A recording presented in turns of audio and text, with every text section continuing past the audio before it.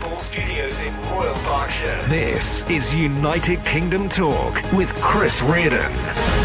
Morning, gang, on a Wednesday morning, Wednesday the 26th of August 2020. A very good morning to you. Welcome to this morning's United Kingdom Talk, coming to you from Bracknell in Berkshire. Sorry, we had to do a second start there. I noticed the picture was freezing and I'd forgotten to push something. All right, so we hope you don't. It won't spoil the full enjoyment of today's broadcast to the millions of people all over the world. I did do a little Facebook intro.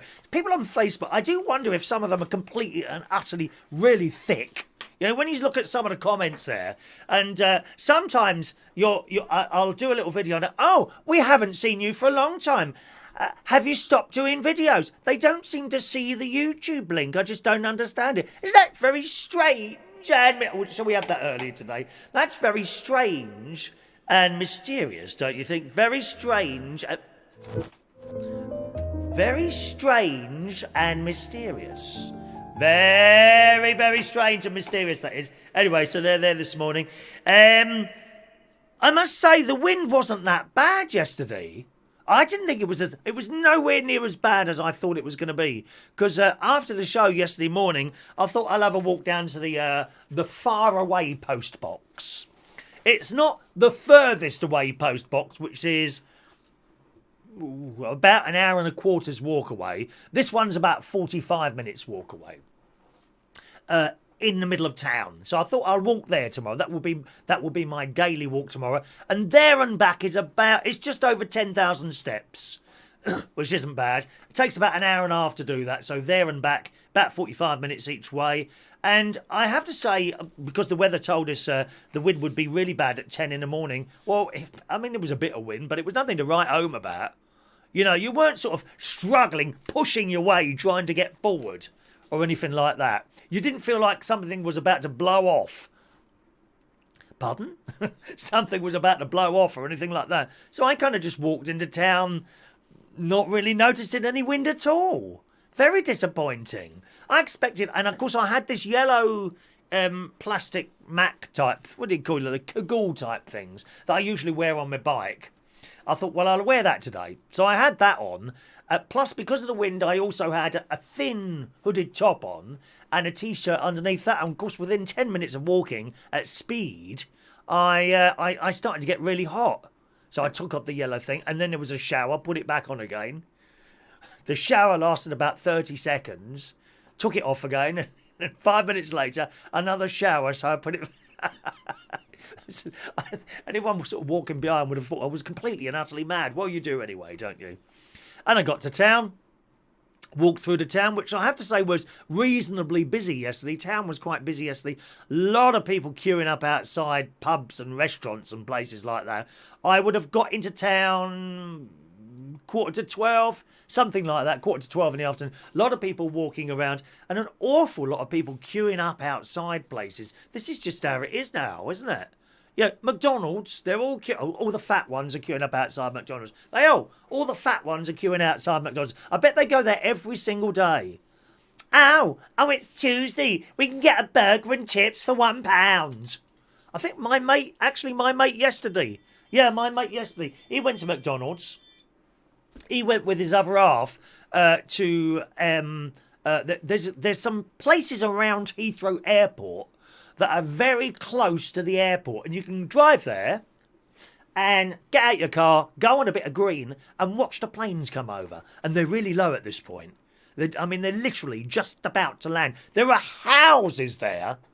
There are houses around this green bit, right? And the planes come in. My God, I don't know why half of them haven't lost their chimneys. We do like a chimney, don't we? I haven't got a chimney here. I've got a chimney at the caravan, which has got a little bit of a leak. No chimney here. But these houses, you watch the planes come in, and if my head was a chimney, I know that's difficult for you to imagine in your minds, but if my head was a chimney, the planes are coming like this. Ooh, my God, is it going to hit? And of course they never do. They never hit it. And I went up there yesterday because his other half is very much into planes. And he wanted to see them coming down in the wind. You can look these up on YouTube. There's plenty of YouTube videos. Just type in bad landing in crosswinds or something like that. And some of these planes are coming in. It amazes me how they just hang in the sky, doesn't it you? Planes. There they are, just hanging in the sky. And if they come in like this, and a bit of wind, and some of them come in sideways because of the wind, right? And it's really weird. So if that's the runway, you watch them coming in like this. And they kind of come like this and come down like that, and they manage to get down. Most of the pilots are get them down. I suppose all the pilots are the same as everyone else, whether you're flying British Airways or EasyJet. I suppose all the pilots are exactly the same, are they? I don't know if any are trained any differently, but that's where they went yesterday. And on the way home, they stopped at a McDonald's, and I had ever such a large McDonald's for something like £4.50. And I thought, how is that so cheap? Of course, it's Rushy. Rushy is in that. We like Rushy. Rushy is in the house. It's Rushy's Eat Out to Help Out deals, which I haven't taken any advantage of at all. Really? Perhaps I should have done. Don't suppose they'd be doing that at the afternoon tea on Saturday, will they? A lot of the more upmarket, I say upmarket, that's incorrect. A lot of the private little restaurants have become very busy, as we spoke last week about this, very busy with people who don't know how to act in a restaurant.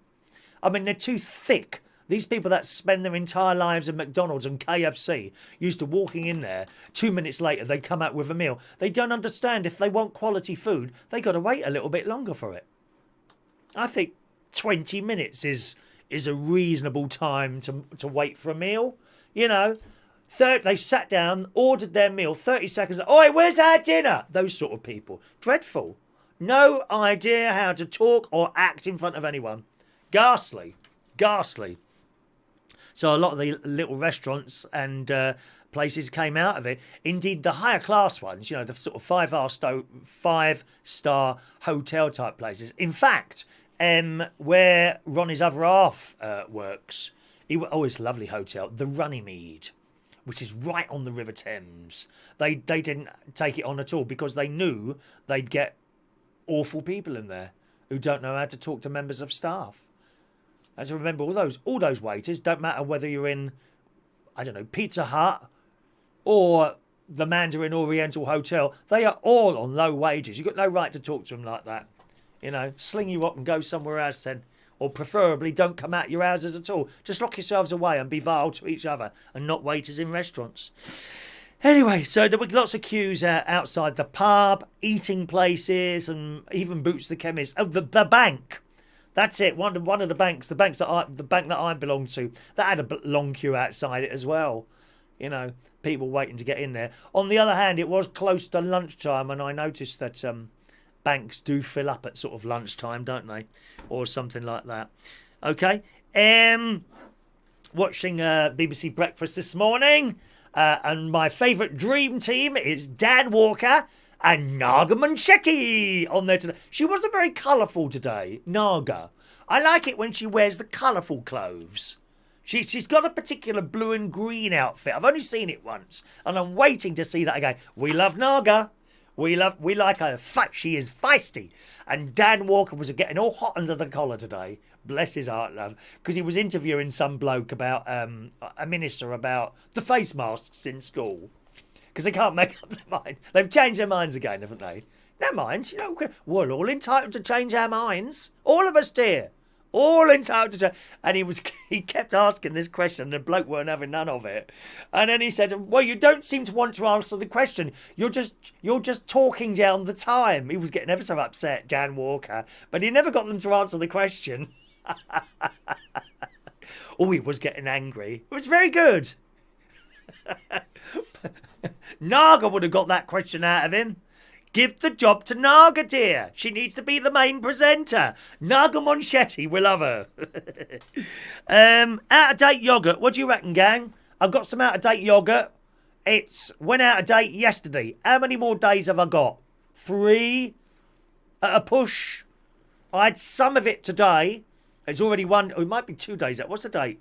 26. No, it went out on the 24th. So I've had some of it today with my overnight oats, blueberries, chopped up apples and oats in a little jar, smothered in Greek non-fat yogurt from Aldi. What do you reckon? I reckon 3 days maximum. I'm going to have to chuck a pot away. I hate chucking food away. I don't know how I've managed to get an extra one of those in the fridge. But there we are. What do you reckon? Out-of-date yoghurt.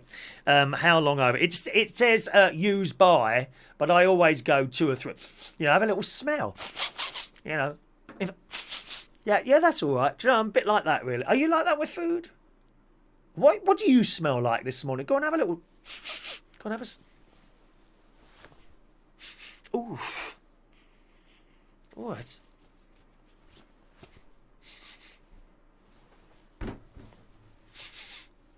It's not too bad this morning. How are you smelling this morning? I think... Do you know, I think I might be going off. I think my sell date was about 10 years ago, was it?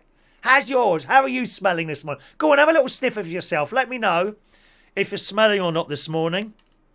Okay, I've got my Hawaiian shirt. All I've got to do today is I've got to do a bit of washing today. I'm going to wash my sheets today, which I try to do once a week.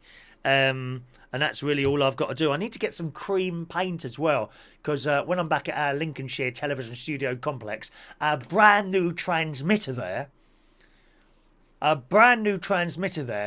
new mast. We got a mast there, a brand new mast, which the show comes to from the Lincolnshire Television Studio Complex, as installed by my brother-in-law a couple of weeks ago. It needs a bit of paint on the wood, otherwise it'll all disintegrate, won't it? Over time, I need to get some exterior cream paint for the bit of wood. Will you wait to see the state of that? The paint will be all over the windows, everywhere, because I'm just useless at DIY. So I've got to get that today. And I'm wearing one of my lovely Hawaiian shirts today, you know, as bought for me by Non-Irish Mary. There we go. Non-Irish Mary from Ireland, my friend who we lost almost 1 year ago now. It will be 1 year on Friday. Can you believe that? A whole year since we lost Non-Irish Mary from Ireland, who you used to see, of course, on the karaoke. She bought me this, and I've got this on this morning because I keep seeing adverts on Facebook for Hawaiian shirts. Is anyone else getting these adverts? Endless adverts. The trouble is, I get a feeling they're be coming from China. Now, I don't have a problem with that. These backdrops that you see all come from China. Funnily enough, I've just ordered a new one. This is how far ahead I go. This week, I've ordered a new backdrop for the caravan, right? Because that one's been up there a year now. I've ordered the 2 Christmas backdrops, one for here and one at the caravan, and a Halloween backdrop. That's how far ahead I go. Yes, be prepared. Cubs, do your best. We will do we must be prepared. Yes. Skipper Ted Malden, my scout leader, taught me to be prepared. We must be prepared at all times. So I ordered that, and that's okay. With clothes, it's a bit of a different thing because they tend to come up very small if you order something from China. I've got a lovely shirt next door. It's a low quality shirt, sort of thing you'd get in Primark or something like that. It's not cotton. You wouldn't want to wear it on a hot day. But nevertheless, it's nice. It's yellow and it's got musical notes on it. And I bought it for when I do the karaoke at Central Station, right? So I bought this thing. But it's just so small and it's large. I can't get it on. And that's the trouble with buying clothes from China. They are small people anyway, aren't they? So maybe that's the reason why. But, yeah, so I don't think I'll order one of those Hawaiian shirts on Facebook. But that's why I saw the advert. I think I'll put one of my lovely Hawaiian shirts on today. There's some lovely designs. You know, they don't all need to be all covered in, like, flowers and things like that. They got other ones. You can actually order shirts on Facebook. I've also seen the shirts you can order on Facebook, and you can have your own face printed on them. How fabulous is that? I might get Naga Manchetti one and just send it to her in the post, see if she wears it on BBC Breakfast Time, with, of course, the United Kingdom Talk logo on there to desperately try and advertise the show. So that's the Hawaiian shirt. No show tomorrow morning. I've got a scan down at the hospital tomorrow. Nothing to be worried about. Just something they want to check up on. All right, so I've got a scan tomorrow at 9:30. There will be no show tomorrow morning. There might be. I might see if I can do one a little bit later on. Perhaps an afternoon one. We never do an afternoon one. I don't think I've ever done an afternoon show. Or maybe nighttime. Or maybe not one at all. Okay? So keep an eye out for that. If you're subscribed to the show... and you've got the good morning, Heidi. Morning, Heidi. Morning, lovely Heidi.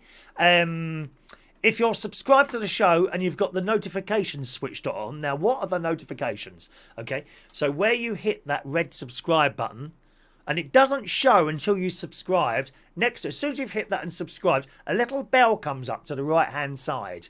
Okay, this is on a PC. I don't know how it works on an iPhone. Click the button and have that set to all notifications on. And then, whenever a show happens, if it happens at a different time, perhaps you should get a little ping or something like that on your device, and it will tell you there's a show on. And of course, we also stick the link up on Facebook Live on Facebook as well. Okay, so tomorrow's show definitely not in the morning because my scan's actually at 9:30. 9:30 is my scan time tomorrow. So I might get back here either late morning, possibly sometime in the afternoon, or possibly tomorrow night, or not at all.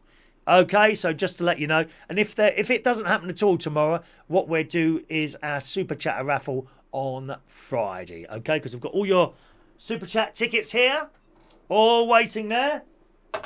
Super Chat raffle. Every time you send us a £1 tip, I'll give you a free raffle ticket for the Super Chatter prize, which this week is our delightful clock, which is hidden there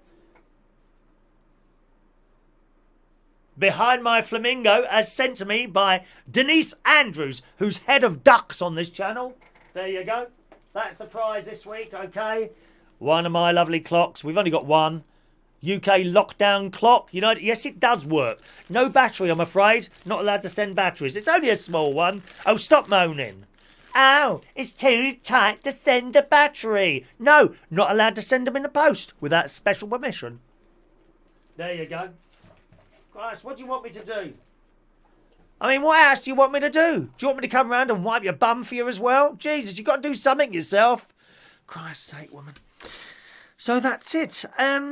Watching the news this morning, that Harry Maguire, he's been a bit naughty, or they say he's been a bit naughty, although he's denying it all, isn't he? I'm sorry, he just doesn't look like a footballer, does he? Do you know what I mean? Footballers, I can't even describe it. He just doesn't look like a footballer to me, does he, Harry Maguire? He looks more like a boxer. Do you think so? Is it me looking for something here that I can't see? Perhaps it's just because I don't fancy him. Can you believe that? A footballer I don't even fancy. He looks a bit past it, to be honest, doesn't he? You know what I mean? A little bit like David Beckham. I mean, what do his children think when they see him on another board standing there in a pair of underpants, for God's sake? Get off there. We want to see something young. Go away.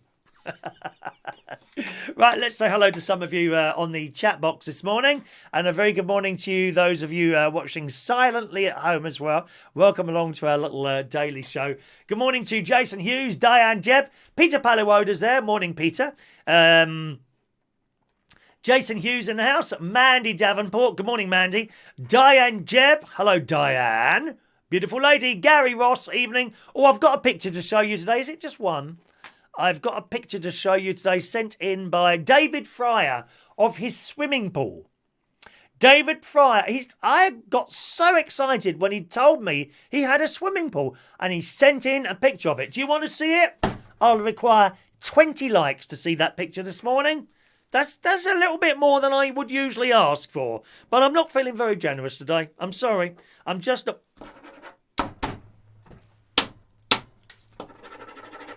Oh, well, that's good. This is Roy Brownlow's pen he sent me. Well, that's dead. Well, that lasted a long time, didn't it? Nothing. Is it the paper? Sometimes it's the paper, isn't it? No, it's not the paper. Oh, well, disappointing. Roy Brownlow's pen's died. Oh, that was a good pen, that was. I haven't had that long. Oh, dear. Can someone tell him I need a new pen? Thanks ever so much. Appreciate that. Good Good morning to Mandy Davenport, head of pain and suffering on this live channel, gang. If you're naughty boy or girl, I'll send round Mandy Davenport to attack you. Okay? Incidentally, Heidi just texted in this morning. Is it Heidi Oliver or Heidi Young? I've only got Heidi on there. I think it's Heidi Oliver. I hope it's Heidi Oliver. I haven't seen you for ages, Heidi Oliver, if it is you. Sorry, my darlings. I've only got Heidi there, not Young or Oliver. Which one is it? It's all very strange and mysterious. Morning to... Let's have a look there. Just scrolling down a little bit. Oh, we've jumped all the way down the bottom there. Oh, how annoying is that? One moment. Bum, bum, bum, bum. Denise Andrews, there she is. Head of ducks on this channel and Flamingo Provider. Flamingo Provider. Thank you, Dennis. Good morning to John Parrish. Morning to you. Michael Pullman in Australia. Morning, Michael. There's the lovely Sherry DMP, a very own little channel there. Have a look at her channel. Tony Galloway. Good morning, Tony. Greetings, Tony Galloway. Greetings. Where are you, Tony? Where are you in the world? You're new to the show, aren't you? It is Heidi Oliver. Oh, there you are. It is Heidi Oliver who's joined us this morning. Morning, where have you been, darling? There's been a few people on the chat box asking about you. How you've been and all that. I hope you're doing all right, Heidi. Lovely to see you pop up there, my love. She's texting in on the text-in phone this morning. Good morning. Lovely to see you, Parkness, this morning. Oh, Shania Steele's here. Oh, because she wasn't at the quiz last night. They were out at a restaurant. Oh, thanks for joining us today. Just pop in when you feel like it, Shania. It's okay by us. We don't mind. Some people like to be there all the time, but if you want to go out for a meal with your family in preference to being here with the rest of us, that's entirely up to you, my love. Oh, good morning, Shania. I suppose we should be grateful that you've turned up today, really. Yeah, I suppose that's how it is. Morning, Shania. Shania and her violin are here. Morning to Joe Woodrove. Morning, Joe. You should have been camping. It was horrendous. Who's been camping? You? How awful. Good morning to the delightful Mark Bowles. I'd love to share a one-man tent with Mark Bowles, I would. Morning, Mark Bowles. Sent in lovely pictures. Did you see him in the gym yesterday? I'm going to show that picture again. Look, there's Mark in the gym. There's Mark's hair. All the tattoos. I just want to kiss the back of that neck. Don't you, girls? Look at that little neck there, waiting to be smothered in kisses. That's, of course, after he's been lifting those weights. Oh, look. Oh, when can I have those shorts, please, Mark? Please send them through immediately. Thank you, Mark Bowles. Good morning to you. DSLDG2, good morning. He was at the quiz last night. Hello to the lovely Fran Green. Good morning, Fran. John Aitken. Hello, John. Adam the plumber in the house. Adam's coming out with me on Saturday. Afternoon tea. Afternoon tea, aren't we, my love? We're looking forward to that. Scrolling quickly there, my love. Shania's taken advantage of the scheme 3 times now. They've been out 3 times for the cheap food there. So nice. Good morning for fun things to do with tech. A good friend got us a meal. We got 4 steak meals with lots of onion rings. Yes. I do like an onion ring. Onion rings. Love them. As long as they're not too greasy. Some of them get a little bit too greasy, don't they? You know? I must say, the ones at the Trawler's Catch in Skegness, where I love going there, you get a decent sized fish. Not like what we got last week. We went out to Skegness last week when it was up northeast, and there was a long queue outside the Trawler's Catch, and I'm not standing among people with no masks on, dear. So we walked along towards the beach, and there was a little restaurant on the side of the road, and we went there. I had to queue a little bit. They were really slow. Jesus, they were slow. There was only 3 people in front of me. I must have stood there for 10 minutes waiting for these chips, £2 for the chips, and one of those little polystyrene trays, dear, with about 5, well, not 5 chips, but a small portion of chips, very small. Very disappointed. I had to have 2 ice creams after that just to fill myself up. I wasn't going to, honest. 2 ice creams with flakes. Shocking. Anyway, fun things to do with tech. Got lots of onion rings, 4 steak meals, lots of chips, feeds 5 or more, £36. But we asked what we would be without discounts, and it would have been £59. God. 59 quid without the discount. Glad you got the discount there. Morning to Gary Ross says, I've seen people setting up office in McDonald's with the laptop out and taking call after call on their mobile, sitting 3 hours, hogging 1 cup of 99p coffee just to use the free Wi-Fi. Oh, you see that? I tell you where you see that in Starbucks in Hampstead.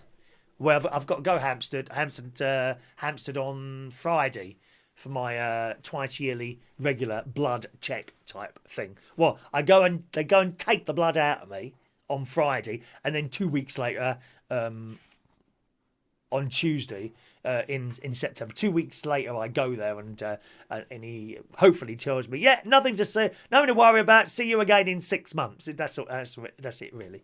Hopefully, that's what normally happens. But there's a Starbucks there near the hospital, near the Royal Free Hospital, right? There's a Starbucks there on the corner, and it's like a morgue. It's like a morgue in there. No one's, like when you go in a coffee shop, a tea shop, people are sitting there chatting away to each other. Not in there, mate.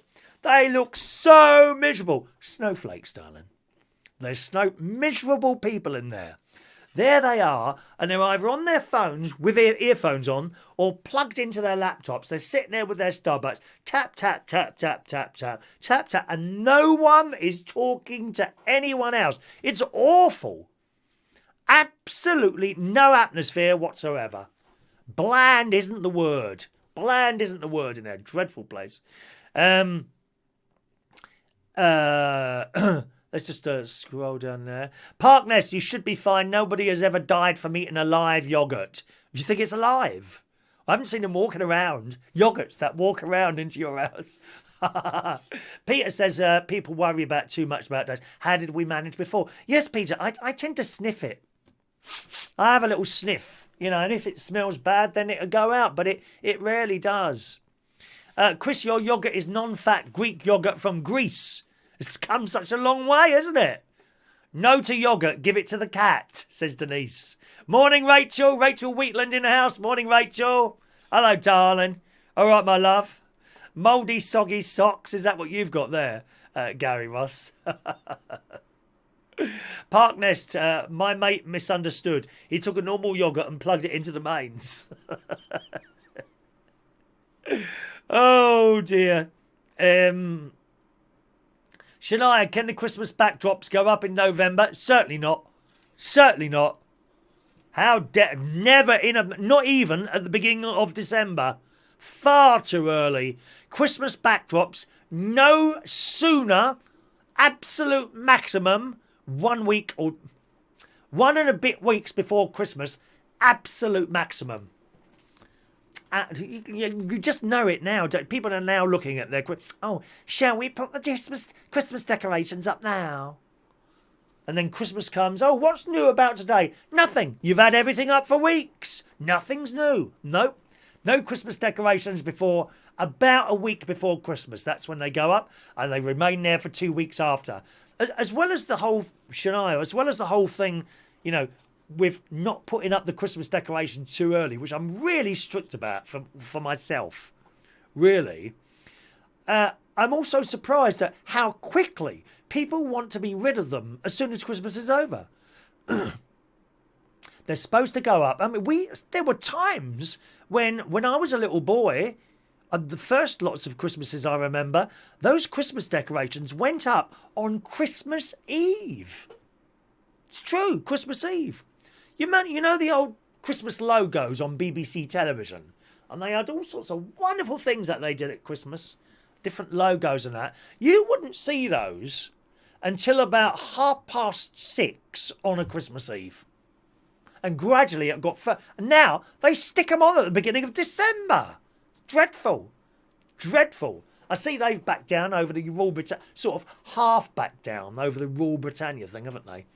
And the land of hope and glory. Who was that old bag yesterday? She's supposed to be in charge of songs of praise.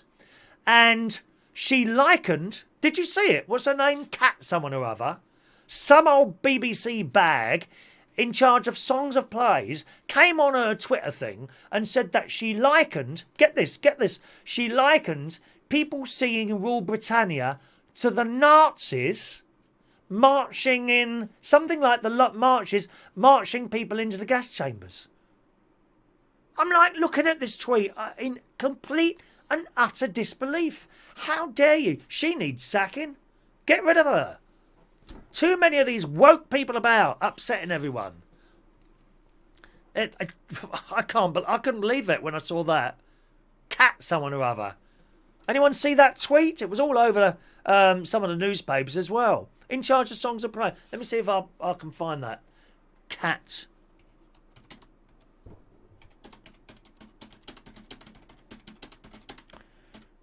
Songs of Praise. How can you have someone like that in charge of song? Here we are. What was it? In the Daily Mail. Here we go. BBC Songs of Praise producer compares Rule Britannia to Nazis singing about how they will never be forced into a gas chamber. You couldn't make it up, could you? She's an executive producer for BBC's Songs of Praise. Well, she wants sacking. Cat Lewis is her name. Cat Lewis. Full of self-importance, these people, aren't they? Dreadful. Absolutely dreadful. Couldn't believe when she said that. I will hope she's sacked soon. See, when you're on the BBC, it used to be that you weren't allowed an opinion. You just had to give the news as it was, and that's it. You know? Now they have all got opinions. They've all got their own little Twitter things. And they put that thing at the top. This is my personal account and in no way reflects the BBC or something like that. That's irrelevant, mate. We know what you people are running the blooming BBC. I ran out of patience with you lot. Really did. Because of this whole last night of the proms thing. I think it's disgusting. How dare you tell us what and what not to sing. Sick of it. So no Christmas decorations in November, I'm afraid, Shania. Up to a week before, and then for the whole 12 days of Christmas afterwards. On the first day of Christmas, my true love sent to me a partridge in a pear tree. Do you want the whole thing? Oh, okay then, all right then. Please yourself. Waiting for 20 likes? Give me 20 likes and I'll show you. And you want to see this? David Fryer's swimming pool. Coming to a screen near you soon. All right? Peter Paliwoda doesn't do Facebook. What am I missing? Nothing. Peter, don't even bother, mate. I am only on Facebook to advertise the stuff that I do. I don't really use the Facebook Messenger thing. I find it intrusive in my life. The blooming thing get ping, ping, ping all the time. Nope, I took it off my phone. No Facebook messages. I don't use them on there. And it's generally... It was all right when it first started. Now it's people spouting off their political beliefs and follow this and follow that. Oh, so I don't bother with it. All I do is use it to advertise the work that I do. Okay, so you're not missing anything. Don't need to be on there. If I wasn't doing this and working, very unlikely I'd be on it. I don't think I'd be on it. And it's very addictive. You can go on there and keep just scrolling and scrolling, watching what sort of sad, pathetic lives some people live. And people on there, they've just split up with someone, so they start slagging each other. They have a slagging match in full public of everyone else. You know, it's shocking, really. Shocking state of affairs at Facebook. And that now and again you get a text or a message from Facebook saying, Facebook would like to know, do you think Facebook is good or bad? And I always put bad. Always put bad. All it's created is lots of people rowing together. Remember the whole Brexit thing on there? Oh, my God. And whenever there's an election, if you vote one way and someone doesn't agree with you, they're straight on your wall making their comments. How dare you? That's my wall. I will delete you.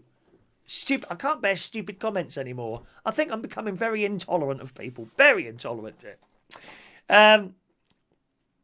Michael Pullman, I go one day out of date. No more than that. I've seen how yogurt is made. Or do we not want to know that, Michael? How yogurt is made? Is it some old dear stirring a pot like that for hours on end and coughing into it? Rachel, don't order from Facebook. There's a lot of scams on there, as my mate found out. Yeah, my mate found that out. He ordered something, and what arrived was nothing like the picture. Dreadful on there. Denise, Joe Brown's do lovely shirts. Bit pricey, but great quality. We don't mind spending money on clothes, Denise. Most of the shirts that you see me wear are anything up to 25 years old, believe it or not. They really are. There's our Mark there. I said hello to Mark, didn't I? Let's just scroll down a little bit there. Jason, just jumped forward again there. Let me just... Sorry, gang. Let's gone all the way forward there. Where are we now? I can't find where I've left by now. Can't find where I am. George Bond is not feeling well again. Well, what are you eating, George? It sounds to me something like that you might be eating something. What do you eat, dear? Are you one of those burgers and chips people from almost everywhere? Do you have your vegetables? Very important to have vegetables, dear. Very important to have vegetables. John's decided to have a sugar-free September. No chocolate or cakes. I've got to lose weight. Pfft, me too, darling. Me too, John. But the thing is, can you ever get that cute bum back? Once it's gone, it's gone. Like hair. Once it's gone, it's gone. It's no use us looking at these people on the telly and video screens thinking, oh, how can I get my bum back? It's gone. Unless you have implants. And some of them don't work. There was some old piece of baggage on the internet yesterday. She just had some news story. Just had a what's it called? A Brazilian bum lift. Does that sound right? A Brazilian bum lift. And it had gone wrong. And there's a picture of this great big fat... It's enormous. This great big fat ass. Oh, it was horrible. Why do they think that looks good? Great big... And it had all these like an orange peel. It's awful. Don't muck around with your bodies. Just grow old gracefully. Rachel, bugger Christmas, Halloween comes first. You're right. The Halloween one has been ordered. Worry not. That will be going up on Halloween day night. That's it. Once a year you see that. And then we might put it on the Super Chat prize, okay? Mick Davenport, good morning. Tony King. What happens to Michael Lawrence? He's probably working, Michael. I expect Michael Lawrence is working there. John Paris has got an old pair of pre-war Y fronts if you want them free. Now, I don't wear pants. Don't wear... Just something else to wash, isn't it? I don't wear pants at all. Is that everything there? Where are we, John? Daniel Woodhurst, do you mean Facebook Marketplace? I bought a job lot of market stall money bags off there. Someone sent last week, and a bloke bought them to me himself, all the way from Westcliff. Oh, that's not a bad thing there, is it, eh? Yeah, that's all right. All right, well, we've got some news stories today. Some more things. By the way, do you put ketchup on anything? What do you put ketchup on? I don't put it on everything, but I don't use it anywhere near as much as I used to use. Literally, if I'd done some chips or something like that, a third of the bottle.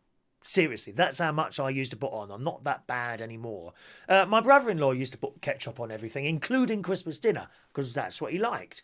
Do you put ketchup on much stuff at all, as a matter of interest? And I asked that because there's a story here.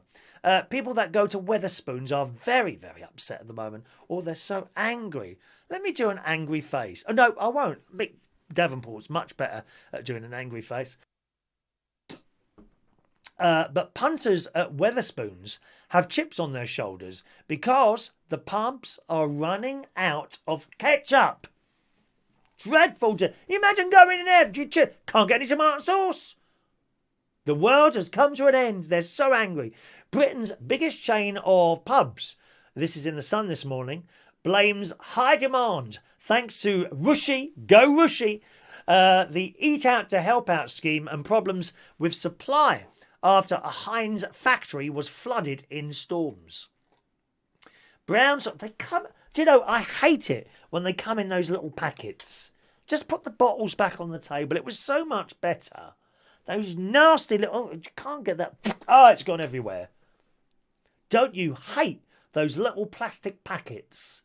I really hate... And the sugar. And the sugar. There was nothing wrong with a jar with a teaspoon on it. Just pass it around from table to table. Don't worry about those bacteria, for Christ's sake.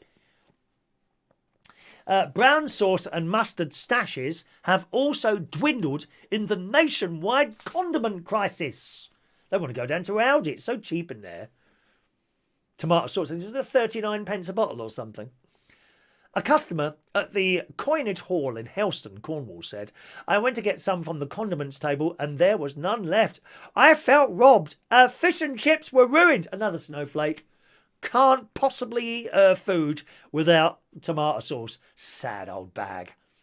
An employee at the Gateway pub in East Didsbury, South Manchester, told an undercover Sun reporter, we've not had any ketchup for weeks. I felt robbed. It's the great tomato sauce scandal. The three Houlets in Chapel, Alderton, Leeds had run out of ketchup sachets yesterday, as had the Dragon Inn in Birmingham. Other pubs hit include the Square Peg in Birmingham and the Old Unicorn in Leeds. Dear me.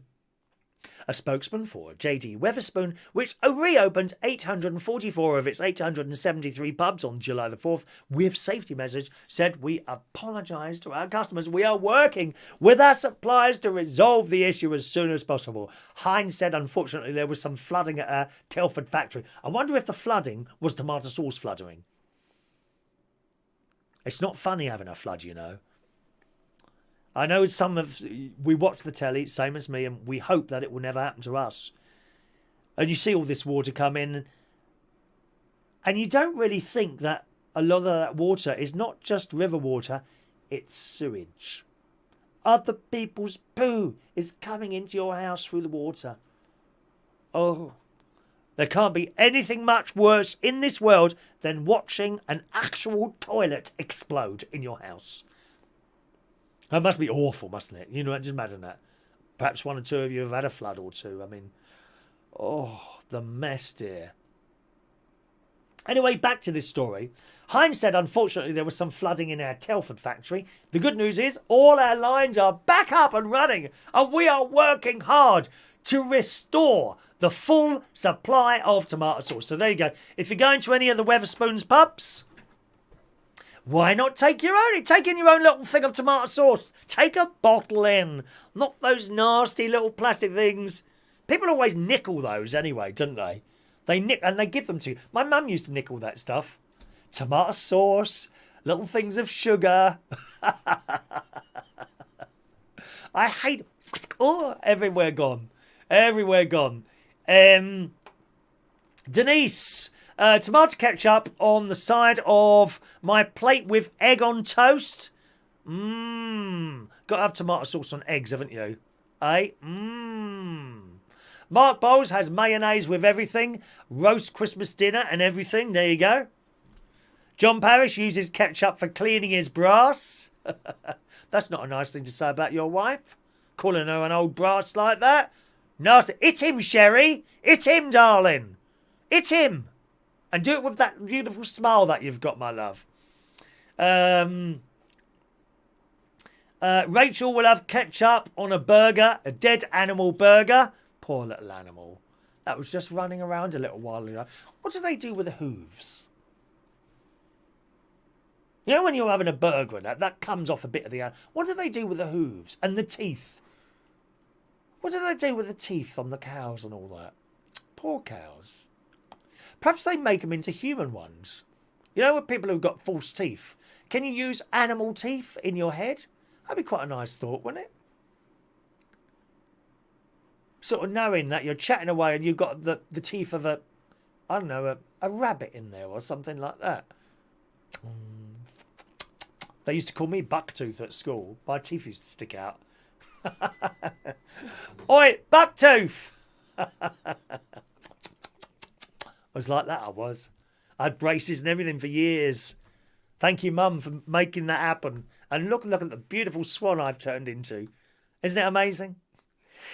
Heidi's just texted in there.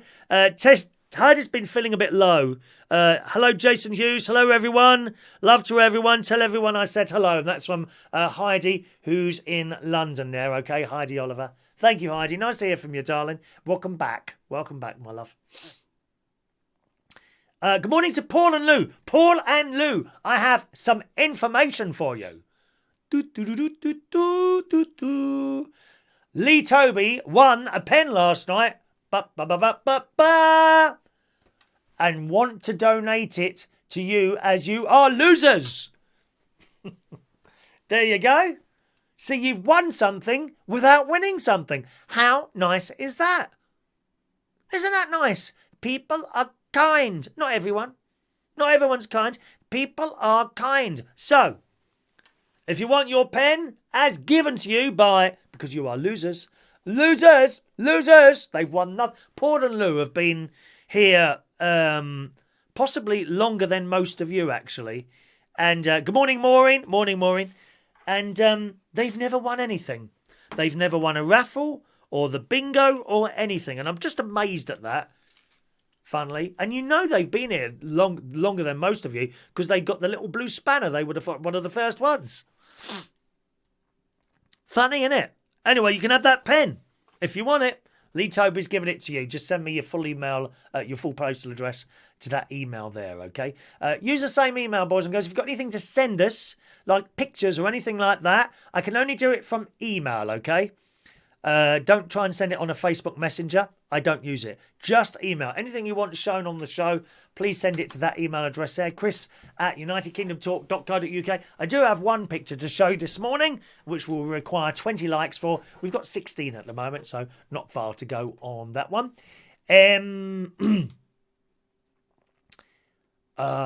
Gary Ross says, is that where all the chips go in Wetherspoons? You get about 3 chips on the plate when you order a meal. Is that right? I don't know. I've not really gone to a Wetherspoons or anything like that.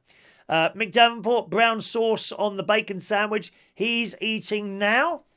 Let's just scroll down there. HB sauce is the best, says Peter Balawoda. Harold Wilson put HB sauce on everything, according to his wife. Yes, I remember Harold. I soak my chips in salt and vinegar. I used to do that as well, Rachel. Adam, as a plumber and drainage engineer, I have seen many exploded toilets.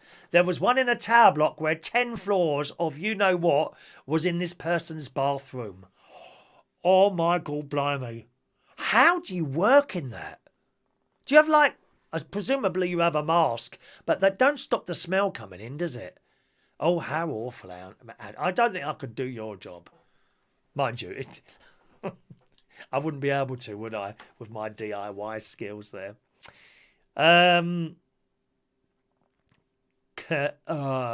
Chewing gum, is that like what they make, Michael Palman? He would know, he does animals. Michael Palman, don't you, my love? They sell the hooves for dog treats, says Mick. Oof. Grind the teeth up to make your own toothpaste. Oh, no, dear. John Aitken, Janet Street Porker must have given a horse's teeth years ago. I know. Welcome to Loose Women. My name's Janet Street Porter, and I'm so far left you couldn't believe it. Have you seen my Twitter account? Oh, yeah. Oh, I can't bear her. Oh, that voice. Whoever put her on the telly? That voice. Awful. Peter, my son had a brace. He removed it myself with a pair of pliers. Did he really? That's mad. That's mad. Okay. Jason, I can't see... yeah, Tony King there. Good morning, Tony. All right, let's have a look there. Does it mean you're still a loser? Says Paul and Lou. Yes, I'm afraid so. Yeah. Just because you've been given the pen doesn't mean you're a winner. You are still losers until you are winners. All right? Here's another story. McVitie's biscuits. Let's stay with food for a while, shall we? Staying with food for a while. This story came out a couple of days ago, and I only just came across it this morning, actually. Don't know how I missed it. But McVitie's are going to launch 2 new digestive flavours next month ahead of the festive season. Funny, we should talk about that, and I just brought up Christmas a little while ago. Gingerbread digestives and Christmas pudding digestives will be rolled out across the stores in the UK on September the 22nd. Christmas pudding ones. You see, I'm not a fan of Christmas pudding at all, are you? I think it's horrible stuff. It's so heavy. Dad, I always remember Christmas time, and Dad would proudly carry in this creation that my mum had made from nothing in boxes, no pre-made pudding from Aldi or Waitrose. Well, we didn't have Aldi then. Waitrose or Sainsbury's. She would make it herself. And I think, if I'm right, would I be right in thinking, ladies, Christmas puddings are made quite far in advance, aren't they? Like months ahead. I think she used to make it. And Dad would proudly carry in this Christmas pudding alight, and he would light it with a bit of brandy. I never ate it. I hated it. Oh, it's horrible stuff. But I don't think I'd be going for one of those digestive biscuits. I might try the ginger ones, just to try them. You know. Gingerbread digestives and Christmas pudding digestives will be rolled out across the stores in the UK on September the 22nd. A fan of the brand unveiled their new limited festive treats on the Snack News and Review Facebook group this morning. The release has since been confirmed by McVitie's. Is that something you'd want to try there? Oh, there's a picture of them. Let me take a picture of these biscuits. I must say, I like the wrappers. Oh, the wrappers. Oh, why hasn't that come on there? I like the wrappers on these. Look at these. They look absolutely lovely. They're anything like the pictures. Look at those. Aren't they lovely? So that's the gingerbread ones at the top there. That looks a bit Christmassy, and the Christmas pudding one at the bottom. It's a chocolate. They're chocolate. Oh, they're actually chocolate. Wow. Fans will be able to get their hands on the treats. £1.50 a packet. Ooh, it's a bit dear for a packet of biscuits, isn't it? That's the sort of prices you expect to pay in the BP garages. Don't go in BP garages for anything. You know those large bags of chocolate buttons that you can buy, giant chocolate buttons, right, in the supermarket, often £1 on. They've always got one of those bags of sweets on special offer. A couple of weeks ago, it was fudge. Fudge. I kept turning up at Gary's house with fudge for the kids. Then it moved on to chocolate buttons, £1 in a BP garage. They're like £2.50 or something ridiculous like that. Really expensive. That does seem quite expensive for biscuits. £1.50 there being Asda Morrison's Nina. Nissa. The Co-op, Spar and Amazon. £1.50 there. 2 flavours will be combined with the chocolate biscuits, which are some of McVitie's most popular. Yeah. People often think, they won't have the chocolate biscuits because they've got more calories. The calories are in the biscuit, not that tiny thin layer of chocolate on top. I can't believe there's many calories in that really thin layer of chocolate. It's the biscuit that's doing the damage. You'll be better off to sort of, heat the biscuit up a bit and scrape the chocolate into your mouth and chuck the biscuit away. That'd probably be better for you. The brand currently counts including milk and dark chocolate. I'm not a fan of dark chocolate, I must say. Classic caramel and Banoffee caramel, double chocolate and coffee caramel. Oh, well, I haven't seen any of those. Have you? I only know chocolate biscuits as shocker. Digestive fans could not get enough of their excitement on social media. So one of them, I don't know where they've been living. 2020 is gradually getting better. Sounds all right. Someone's moaning though. Oh, Lydia Kynes tweeted, "Stop interfering with chocolate digestives. There's no need. They're perfect. Hello?" She puts hello at the end because no one was listening to her. Silly old cow. Mark Bowles can eat anything and not put on weight, although my six-pack's taking a whack. Oh, I hate that. Don't you hate people like that? They never put on any weight. There they go. They go to McDonald's and then KFC, Pizza Hut. They go stand on the scales and it's gone down. How does that happen? Not right, is it, eh? Fran Green recently finished cherry Bakewell biscuits. They sound all right. But one Easter, that Heston Blumentine or whatever his name is, he bought out in Waitrose cherry Bakewell. What was it now? Bakewell tart hot cross buns. No, it didn't work for me. Didn't really work. Maureen doesn't like Christmas pudding either, or Christmas cake. It is too rich. It's horrible, Maureen. I don't mind a fruit cake. My mum's friend, Stephen, he's probably my best friend of all time, actually. Steve Short, and he was my sort of young boy period friend, if you see what I mean. Like when I was in the Scouts. My best friend of all time was probably Steve Short. He'd do anything for you, anything, my mate Steve. And his mum used to make these fruitcakes. And they were delicious. We always used to go around there on a Friday night and watch soap and have enormous bits of... The slices would be like this. You never put on any weight, though. Never put on any weight. Just like Mark Bowles now, actually. Let's have a look there. Mandy Davenport, they would make an interesting base for a cheesecake. Do you think so, Mandy? Yeah, I suppose they would. What one would you use, though? Would you use the Christmas pudding one or the ginger one? Actually, either, really. Yeah, either. Good morning to Mix Mose this morning. Morning to you, sir. Hello, sir. Tony King loves Christmas pudding, look. He loves it. Adam says, I suppose on Saturday I can ask for a builder's mug and tea and a bacon sandwich with ketchup. No, you blooming well can't. Don't you dare ask for ketchup in that hotel I'm taking you to. It's outrageous. Do you know what? In actual fact, if you're in a really posh hotel, right, you don't have anything. If you ask for tomato sauce, they would bring you tomato sauce. That's how it works. You can have anything you want in one of those places. Morning to Daniel Holmes there. Daniel likes Christmas pudding as well, don't you there? Okay. George says, I feel sick. What shall I do? Well, go to bed then. Go to bed. What else have we got here? Spiders are coming now. I did spot Rachel posting this story as well this morning. Thank you, Rachel. The giant, it's nearly time. We had the same last year. This is the time where you don't leave your windows open, gang. Just as the weather starts to get cold. And especially not caravan doors next to fields. You do not leave those open anymore this year. Right? Arachnophobes in the Daily Mirror this morning.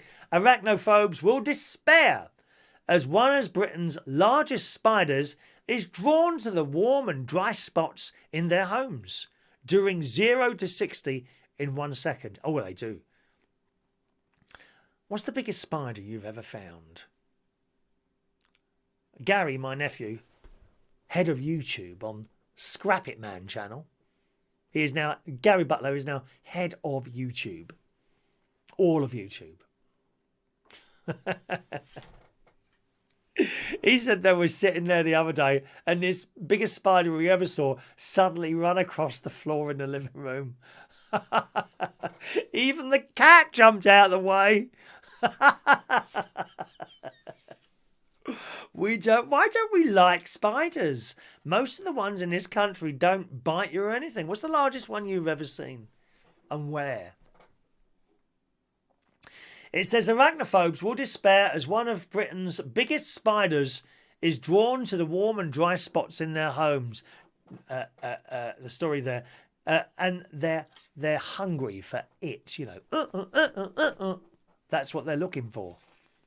Hopefully not with me. I do draw the line at spiders. I'm not having a spider climbing up my leg and trying to enter me. Sex. Hungry spiders, the size of your hand, are set to invade British homes and their arrival is imminent. Warning, warning, I'm going to have to put the red alert on now, boys and girls. Spiders are on their way. Warning, warning, spider alert. Spider alert. The colossal creepy crawlies are on the prowl for partners, you know, for and will be seeking out the warm and dry spots in your home. The male-high spiders can have a leg span of 10 centimetres.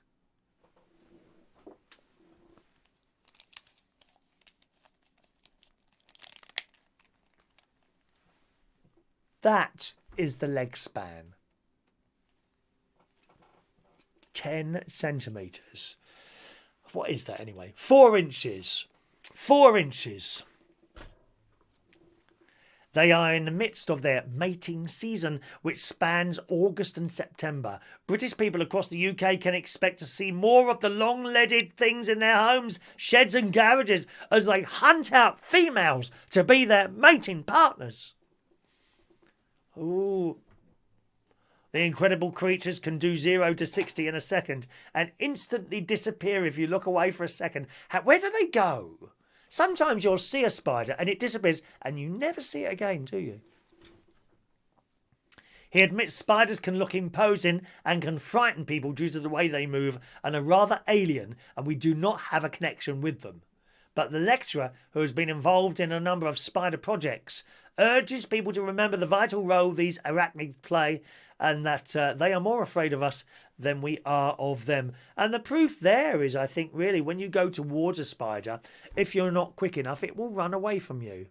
They do. They run away from you. I don't think I've ever come across a spider that hasn't run away from me, you know, if I've not been quick enough to get it. It's the house spider that's coming into houses at the moment, he says there. And there's a picture of one. Oh, you don't want to see that, do you? You don't want to see the picture, do you? There's quite a few spiders, I must admit, on my caravan, around the outside of the caravan. They kind of I leave them. Sort of around the sort of outdoor tap and places like that. You find a web or something like that there, you know. Let's have a look there. Mixed mowers can't afford posh hotels. I'm more of a Premier Inn kind of guy. Nothing wrong with a Premier Inn, actually, Mick. No, he's not staying at the hotel. He's just getting. I'm not paying for him for a bleeding room in that hotel. Jesus, it's about £900 a night. No, we're going for afternoon tea for his birthday. Him and his other half are coming for afternoon tea up at Coworth Park in Ascot, which we're looking. Mark Bowles, when are you taking me for afternoon tea? I don't know if you've got the right clothes. I'm not sort of into people in tracksuits, Mark. I mean, I am heavily into people in tracksuits.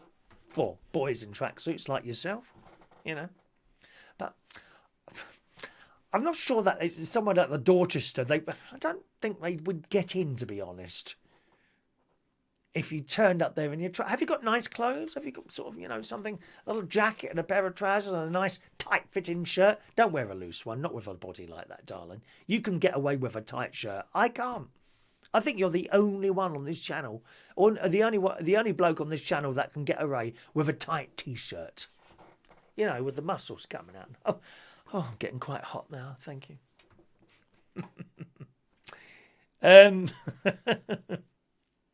George Bond is in bed. We'll go to sleep then.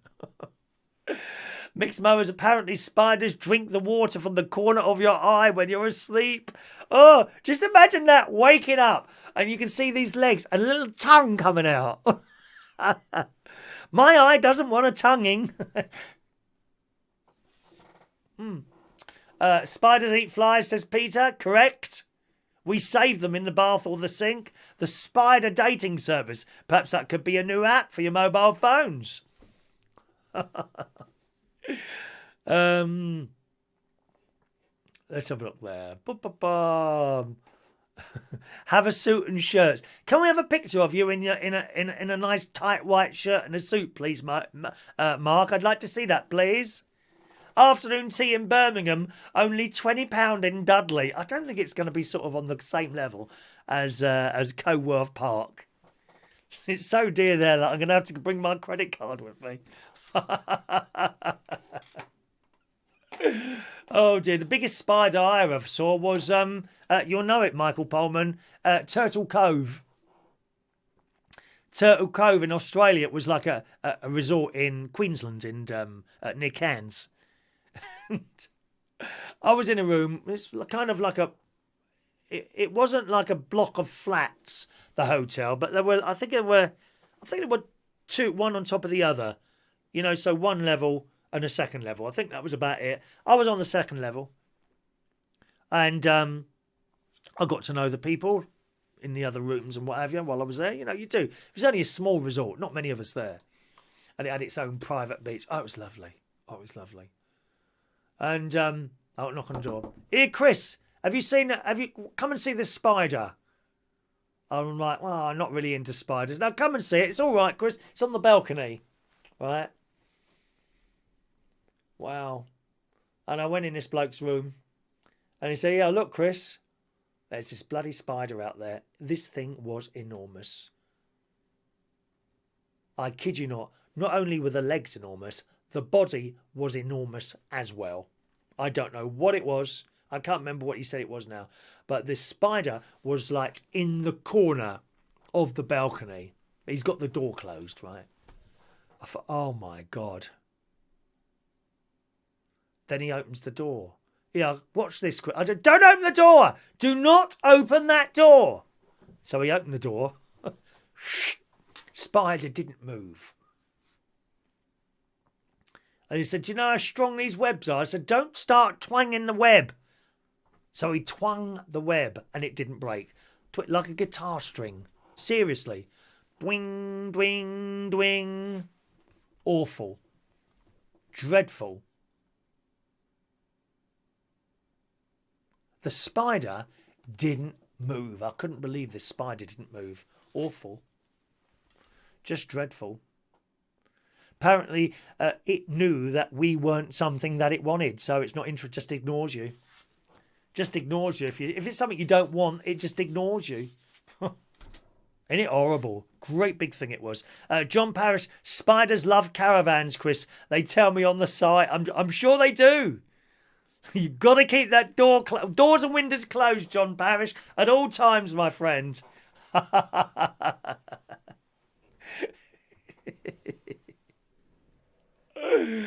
Oh dear.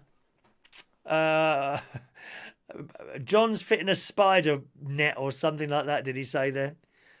Peter saw a 5-foot-long snake in Limassol in Cyprus. Scared the life out of me. I don't think I've ever seen a... Oh, I have. I've seen snakes when I used to go jogging over the forest there some years ago now. It was twice I saw a snake in the middle of the path, and it is you come in and it just slides into the grass. So there they are there. All right. Was it a huntsman? I've no idea, Michael, to be honest. No, I can't remember. It was big. It was enormous. Biggest spider I've ever saw. Yeah. Frightening there. How are we doing on those? Only 18 likes today. Never mind. Perhaps we'll show you the photo tomorrow. As you can't be bothered to press the like today. Thank you so much, darlings. 20 likes and I'll show you the picture of David Fryer's swimming pool. You will want to see this. He advertised it as his swimming pool. So I've got that to show you later. In the sun this morning. You can recycle your own clothes. Recycle your own clothes. If you've had a clear out of old clothes and shoes during lockdown, you might be able to make some cash and help the environment by recycling them.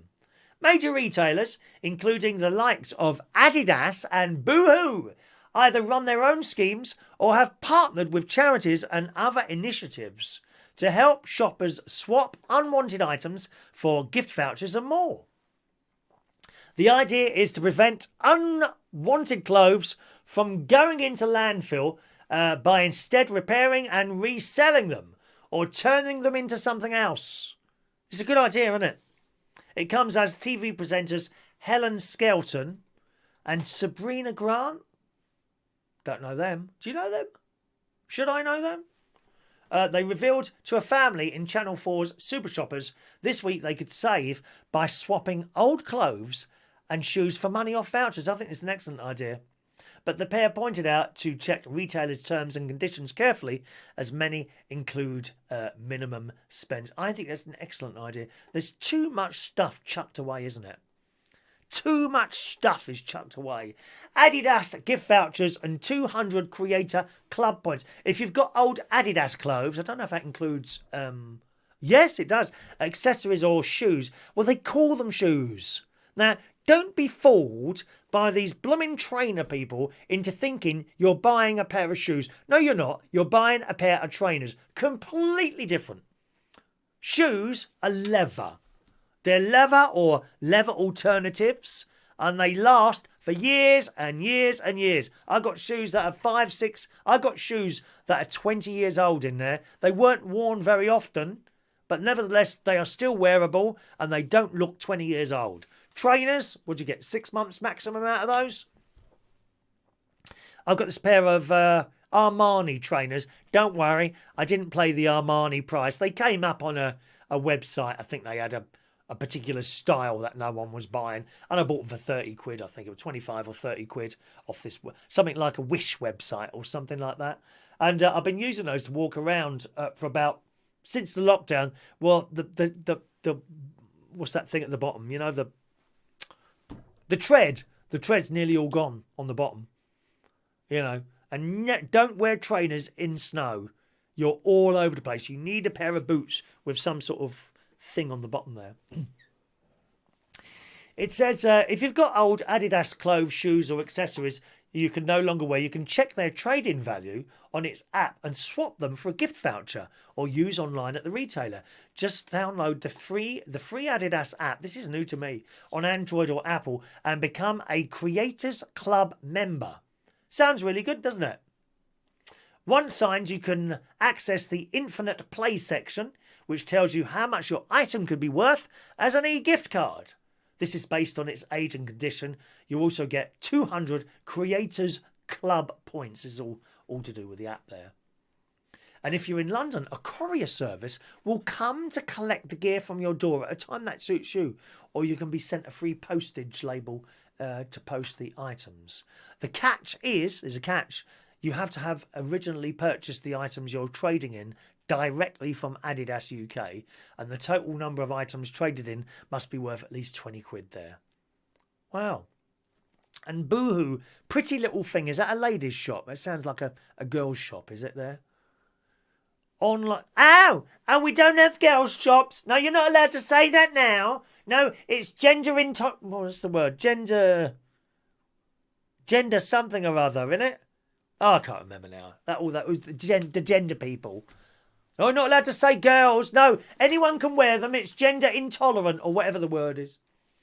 Online-only retailers Boohoo and Pretty Little Thing, which are part of the same group, have signed up to a recycling scheme again, using the Regain logo. That's REGAIN, if you want to have a look at that. Users simply download and register on the app for free on Android or Apple. Put unwanted items into a box or bag and either print off a shipping label and take the parcel directly to a drop-off point. You can also donate any unwanted clothes, shoes and accessories, but you must have 10 items. Or, of course, you can just take them to a charity shop. H&M are doing it. H&M do it. A £5 voucher. Look at that. M&S are doing it. You can drop off unwanted clothes, accessories, jewellery and soft furnishings from any retailer, even if it's damaged, in swap drop boxes in Marks and Spencer stores around the country. And it all goes to Oxfam. Brilliant. Brilliant.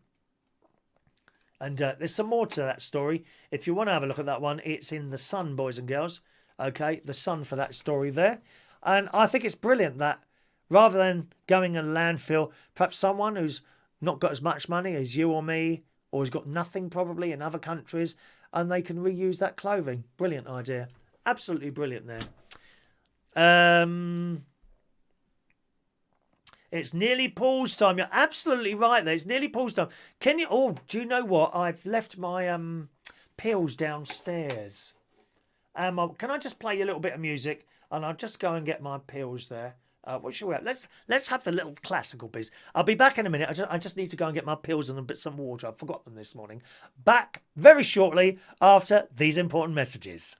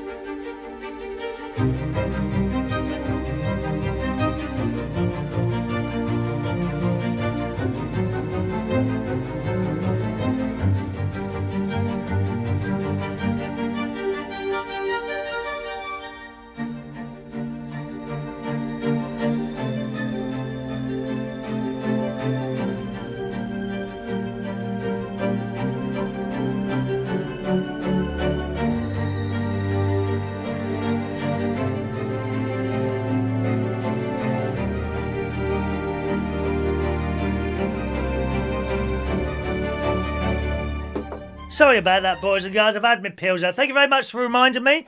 A couple of super chats coming in this morning. Thank you very much to Mick Davenport for sending a 79 pence super chat. So, thank you, Mick Davenport. And also Mick Mowers. Thank you very much, Mick Mowers. A £5 super chat. Wow. Which means I give you 5 free raffle tickets. One moment, please. 5 free raffle tickets for our super chat draw tomorrow.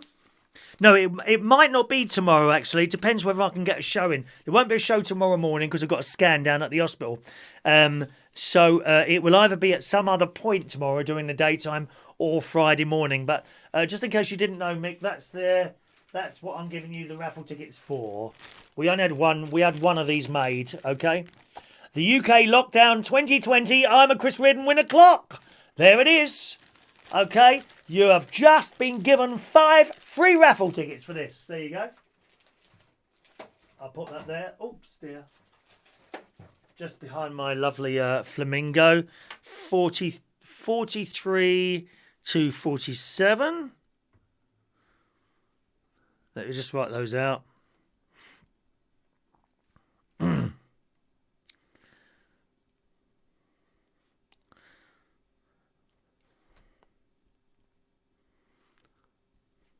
There we go. Thanks very much for the tip, young Mick. There we are, Mick's Mowers. There you go. 43 to 47. You don't need to know the numbers, okay? That will be... I'll tell you who wins these if we do it tomorrow or the day after. And you're asking, why is the red dot object on the sofa last night in the Guess the Song segment? Do you mean this? My candle? Yeah, it's got a little bit of wax missing there. I don't know why the wax is missing there. Oh, it's gone there as well. I think it was next to the cooker at one point. And I usually have that candle next to my mum's picture. I don't light it. I've had it for ages. It's not... Oh, it is. It's a smelling one. It's like roses, like a smell of roses. Does it say what it is on the bottom?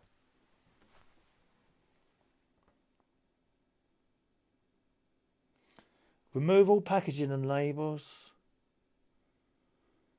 No, it doesn't say, but yes, it's got a flowery smell to it. Do you have candles? Sometimes you get them in the little Yankee candles. I quite like those. Anyone use those Yankee candles? They're a nice smell, aren't they? I've got a lovely pink one downstairs, and I think I've got in the caravan. I've got a mauve one. Kind of takes away the musty. Sometimes you get a bit of a musty smell in the caravan. I just bought. They're not up here now. I showed you yesterday. I just bought some paper sheets actually. Some like impregnated with flower. They enough smell nice, flowery smells. Because I noticed some of my clothes. Sometimes when I go up the caravan and I put it on a t-shirt and it's like a, like a. Yeah, what's the smell? Like if you don't dry out clothes properly after you've washed them and you put them away, like there's a little bit of that smell you can get on the clothes sometimes. So I've got those for the drawer, hopefully to improve that. So there we are. All right. Check under your bed when you go back. It's called the giant caravan spider. I'm sure it'll be there somewhere. It will be in there somewhere. Okay. Right. One moment, please. Where are we? Is it a pregnancy scan? The mic is working, isn't it? Was the mic not working then? What bit didn't you hear me then? What bit didn't you hear there? Didn't you hear any of that? Looks like it's working to me, dear. How strange. What bit didn't you hear there? Shall I do it all again? Oh, you wanted to know what this is? It's a candle. A candle. It's nice, isn't it? And it usually sits next to my mum's photo downstairs, which was on the piano, right? But I moved things around, put the books, and I put it down on the thing there. Funny how filthy some of your minds work, really, isn't it? Anyway. Sound is fine. Everyone could hear me, except a couple of you couldn't hear me then. How strange is that? Oh, I don't know why that was. There you go. Mandy loves the Yankee candles. Oh, the warm buttered bread one. That does smell nice, Mandy. I've smelt that one. What about butterscotch? That's nice. Some of them haven't got a nice smell. Crisp linen. That's a nice one as well. Crisp white linen, something like that. Crisp white linen. And there's one that begins with L. I think it's like a Japanese flower, possibly. Oh, it's so nice. I love it. It was all fine for you. That's funny. Some people lost the sound then for some reason. No idea why that is. Peter Paliwoda loves the clock. I'm glad. Thank you, Peter. You bought some tickets for that, didn't you? Not bought tickets. You were given some tickets for that, weren't you? You gave us a tip last week, didn't you? When you gave us tips, I can't remember. Was it £2 or £3? So I gave you 2 or 3 free raffle tickets there. All right. Okie doke, my darlings. Right. Yeah, Mark could hear. That's funny, isn't it? A couple of you couldn't hear us then. How strange. How strange. Fran takes her clothes to TK Maxx. They sell them on for kids' brain cancer charity. Thank you, Fran. That's a good, very good thing to do there. Very, very good thing to do there. When I lost my mother, we took my sister actually took all her clothes. Not the personal ones, you know what I mean? She had a lot of cardigans and beautiful outfits and things like that, and blouses, and she took them all down to the charity shop. I think as time moves on, you wish you'd have kept 1 or 2 items, but at the time, that's what happened there. Okay, good. Fresh laundry smell. Yeah, there's one of those smelling ones that you can get, like it's a fresh laundry smell, which is really nice. Really, really very nice, okay? Good. Indonesian tribe here in the sun this morning. Strange photographs show Indonesian families digging up their dead loved ones, dressing them up and lighting cigarettes for them before posing for family snaps. How weird is this? It's their culture. Shots of the Toraja tribe, who live in South Sulawesi in Indonesia, capture villagers sprucing up their relatives in a bid to obtain good fortune. I don't know if this is a joke or what. A joke story or what? Hang on a minute. Look, this is just... I mean, what if they didn't smoke the first time around? Look. That's one of his relatives he's dug up. According to this.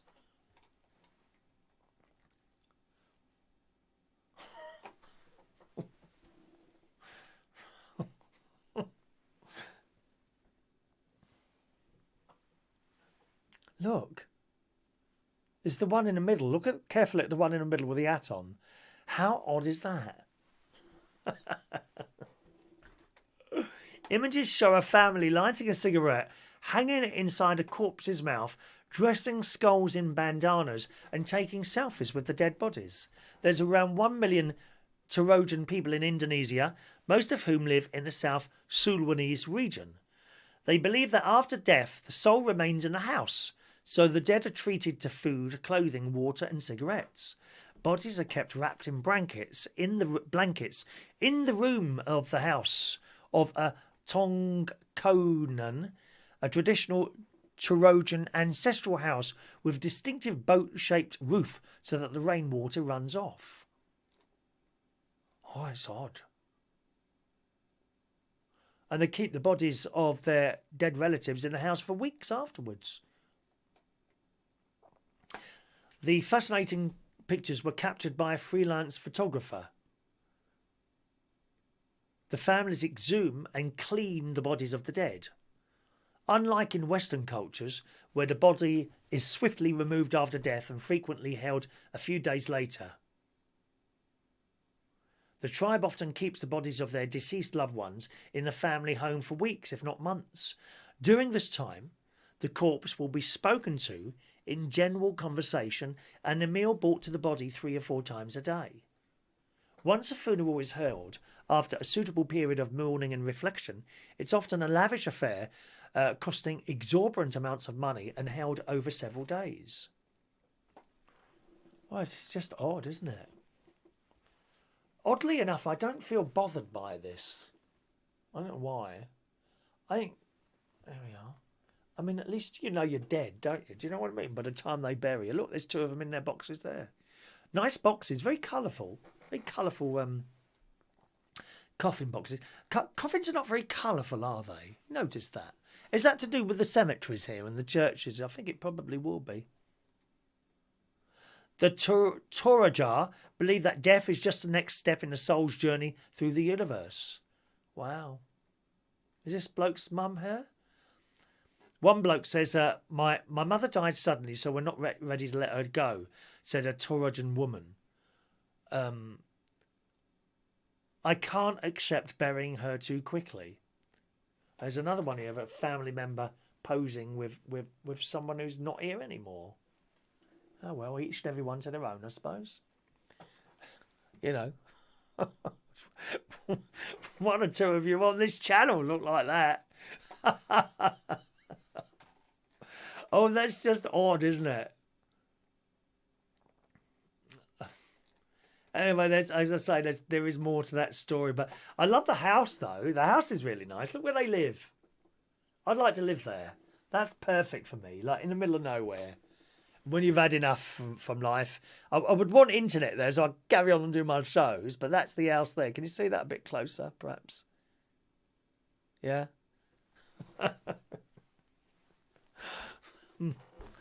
Oh, I mean, there's some people, I can't wait to see them in a box, to be honest. How odd.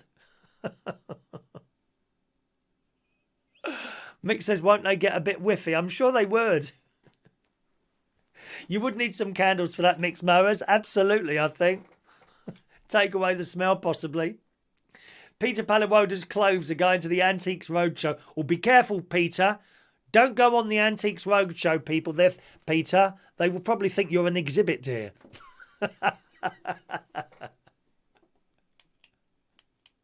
Live streaming while you're feeling sick. Rest, dear, rest. Oh, dear. Is your caravan a static? Yes, Peter, it is, yeah. Yeah, caravan is a static. Mick, would you like to live in a house with dead person in it? You need to check up from the neck up, Chris. Michael, too creepy for Michael Bowman there. Never mind. Right, 21 likes. Okay, so we got a picture being sent in by David Fryer, this one. David Fryer, hang on a minute. Thank you, Paul. I've got your email there. And Colin K not playing the bingo today. Thanks for letting us know, Colin. Where is this now? David Fryer. David Fryer. Where has he gone?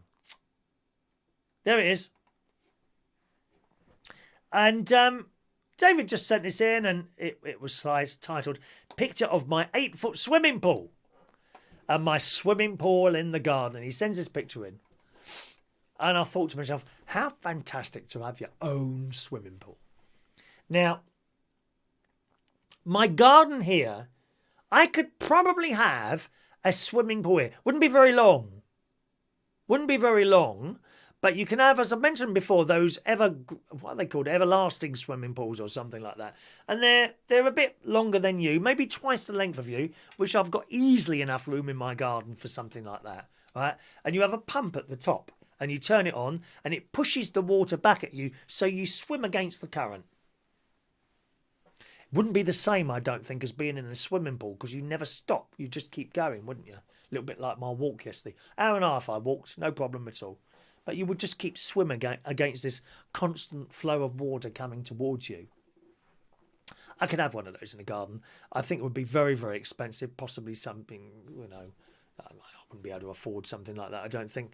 And then there's the maintenance. Maintenance of a swimming pool, according to the bloke who used to run, or still does run, the one up the road at the Hilton Hotel. He said, you don't want a pool. He said, it's just a nightmare. The maintenance just goes on and on all the time. So perhaps not. But it would be nice to have your own swimming pool, wouldn't you want? Perhaps you can have someone come around and look after it. So I got very excited, wondering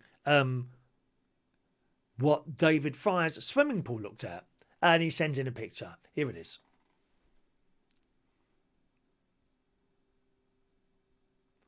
David Fry's swimming pool. I'm not convinced that I'd be able to do a whole length in that somehow. Don't know. What do you reckon? Would you be able to do a length in that, do you think, gang? You get a length in there? Or is it a little bit too small for you? What do you think? Thanks very much to David for sending in the picture there of his swimming pool. Can you see the bottom of the swimming? Just on the right-hand side there, bottom right-hand corner. You see where it sticks out? That's a little bit like my bum at the moment. My bum sticks out like that at the moment. My mate says I'm actually looking like a womble now, as well as going around and picking up all the water. I'm not quite sure I'd get a whole length in that little swimming pool, but thanks so much for sending it in. If you've got anything you want to send in, anything you want to shown on the screen, email only, please. Don't send it by any other method, because it'll get lost somewhere. There's too much coming in everywhere else. There's the email address there, all right, please. chris@unitedkingdomtalk.co.uk. Bletchley Park. This would be sad. Bletchley Park. Now, I went to Bletchley Park. I used to work for British Telecom. And they had like a part of Bletchley Park was like a training ground for telephone engineers. And they sent me there. Oh, this would be in the 1980, I don't know, 1980, 1985, something like that, I suppose. It was a good job. I loved it, being a telephone engineer. Loved going in and out of people's houses and sorting out their stuff for them. Bletchley House is where they sent us to do a bit of training. We learnt to climb up telegraph poles there, for example, and other work. But Bletchley Park is one of the most important sites. This is on the BBC website in the history of computing and Britain's victory against Nazism. But now, for the second time in little more than a decade, the future of Bletchley Park hangs in the balance over the weekend. It emerged the museum at the wartime code-breaking centre was facing a financial crisis because of the coronavirus. And it meant it was preparing to lay off 35 people, which is a third of its workforce. After being forced to close for over 3 months, it's now opened with reduced capacity due to social distancing regulations, and the museum is on course to lose £2 million. That would be really sad. The bloke who's in charge of it said the principal strength of the successful museum and visitor attraction that had been built over recent years was its people. However, the economic impact of the current crisis is having a profound effect on the Trust's ability to survive. That would be a great shame. He says that we've exhausted all other annuals, and we need to act now to ensure the Trust survives and is sustainable in the future. I do remember going there. We didn't do it actually, but we were just more into sort of doing our work and then drinking at night. That was great. I was there for a week actually. They gave you your own one. British Telecom really looks after their staff, you know. Certainly did when I worked for them. Never had to buy anything. You just see some of these organisations where delivery companies, for example, and you need your own van or provide your own work clothes. British Telecom provided all of that. We never had to buy a damn thing, and we got good money as well. It was a really good job working for British Telecom as an engineer, and I feel very lucky to have done that job. I was with them for 11 years, of which about 5 I was an engineer. I loved it. It was a bit cold in the winter. You know, not much fun climbing up a telegraph pole and having to chip off bits of ice from the little foot things that go up in the freezing cold winter. Any sign of lightning, though, you had to come straight down. Yeah, you had to come down. Any sort of sign whatsoever of a storm, you were not allowed to go up those poles for obviously reasons.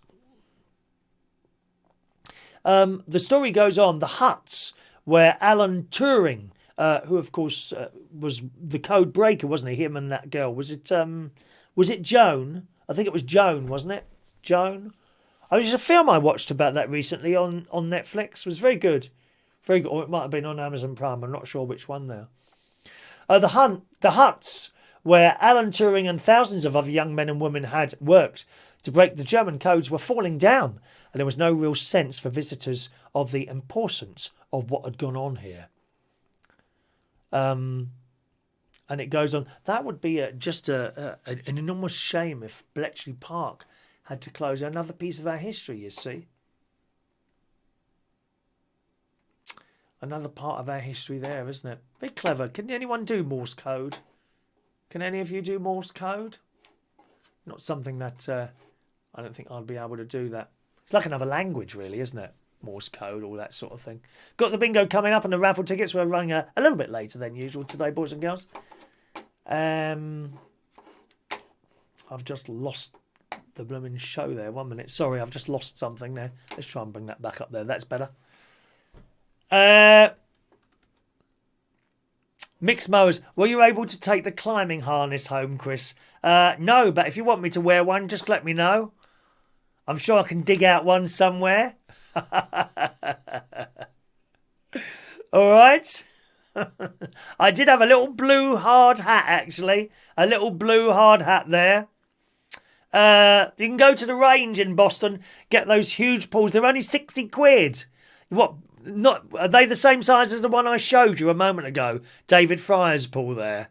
Is that the size of one, or are they decent size what you can swim in? Perhaps I can get a large one outside my caravan. I could charge everyone to come and use it, couldn't I? £5 for a swim, anyone? I'll have to get permission from Sylvie, queen of all caravans. There we are. Let me just go up there a little bit. Good. Joan Clark. Was it Joan Clark? Was that her name? Denise was taught Morse code at Bletchley Park. They give you a certificate. Look at that. Yeah, it was around 1985, I think I was there. Something like that, Denise. Yeah. Yeah, good job. Good job. What about this bride? I'm sure we've done this story before, but it's come round again. Daily Mirror. Daily Mirror. A bride-to-be was left in disbelief when she discovered her engagement ring, which her partner had spent 2 years paying off, was fake. How awful. The woman's fiancé had chosen a stunning ring to propose with, but because of its hefty £7,500 on a ring, on a bit of jewellery, it don't do nothing, girls. What is it with you ladies and jewellery? You get these little bits hanging off your rings and they don't do anything. You can't plug it in like a gadget where it becomes useful. £7,500. Gosh. £7,500. He opted to spread the payments over a few years. It was only after the bride bragged to her friend on how expensive the ring was that she asked to take a look, and the truth came out. Within seconds, her friend knew the diamond and platinum ring was fake. The woman took to a Facebook group to explain how she came to know it was fake, admitting that the scratched diamonds were a major red flag. Oh yes, I suppose so. I've got nothing. I've got this. It's not really jewellery. This was a gift from my mum and dad. It don't work anymore. I must get it fixed at some point. Does it require a battery? I can't remember now if it's a battery or one of those, those ones that you toss like that, or twist like that, and it's a Seiko one. Maybe let's put this on for a while now and see if it works. See if I can get it going. It's stuck at. Funnily enough, it's got one of those blooming things there, and they catch your skin, don't they? Let's just whack that around a bit and see if I can get that working.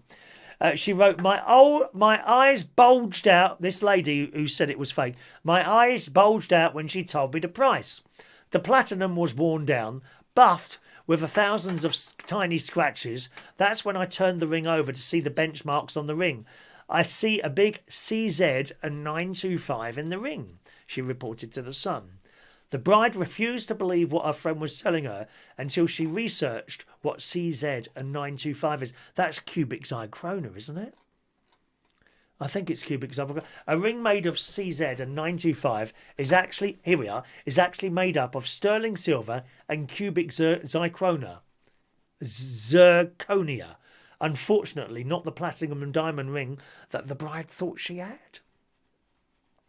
The woman called on her fiancé to break the dreadful news, and together they contacted the jewellers to find out what was going on. It was 2 days later they discovered the ring was fake and worth £10. Which I think is an excellent amount of money to spend on an engagement ring. Come on, boys. You don't need to be spending hundreds and thousands of pounds on a blooming ring. £10. Do you remember that? Was it the jewellers? Which jewellers was it? Ratner's, wasn't it? Do you remember that? Years ago. 20 years ago. This bloke came on the telly. It was just before Christmas. And they were talking about jewellery. He said, well, most of our jewellery is just crap. Well, everyone, it closed down. What a stupid man. It's like me coming on here to say this show's crap. Pardon? They discovered the ring was fake, £10 at most. The lady added, turns out the jeweller sold them the dummy demo that's worth maybe £10 and took the payments for the £7,500 ring for 2 years. Mind you, she'd had the ring serviced during that time, so they knew it was up and said nothing to them. Eventually, the jewellers replaced the ring free of charge and returned quite a few payments. Oh, fair enough then, fair enough. Do you think they tried to get away with it or not? I don't know. Oh, look at this. I've just discovered this. Here, you're funny. We were talking about candles a minute ago. In the Daily Mirror, Clinton's. That's the card people, isn't it? Clinton's customers. Oh, this was the 19th of August, so it might not still be on there. It says you can buy Yankee candles in Clinton's cards for 1 pence. 1 new pence. If you buy a large candle jar for £16, you can get a small one for 1 pence. Oh, okay, fair enough. Nothing much of interest there, is it there? Not really, dear. Mick.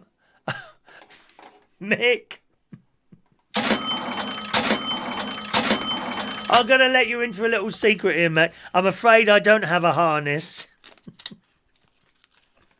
So I've got nothing to email you, I'm afraid, Mick. He sent us another £5 tip. I'm rich today. Rich! I need some money to afford poor Adam the plumber's tea this week. I'll give you another 5 free raffle tickets, Mick. Okay, here we are.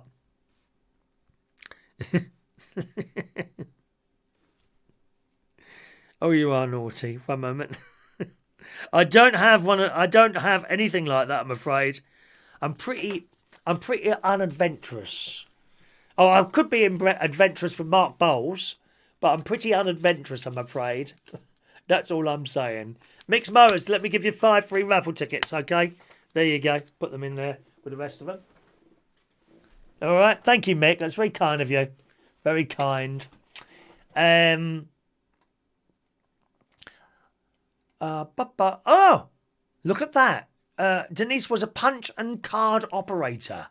Yeah, when I was when I went into BT, I started off as a directory inquiry operator because I wanted to be an engineer, but I had no qualifications. I was a bit thick at school. Still am, to be honest.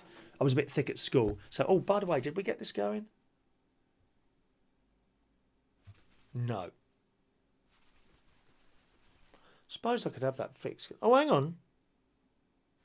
It goes for a couple of seconds, then stops again.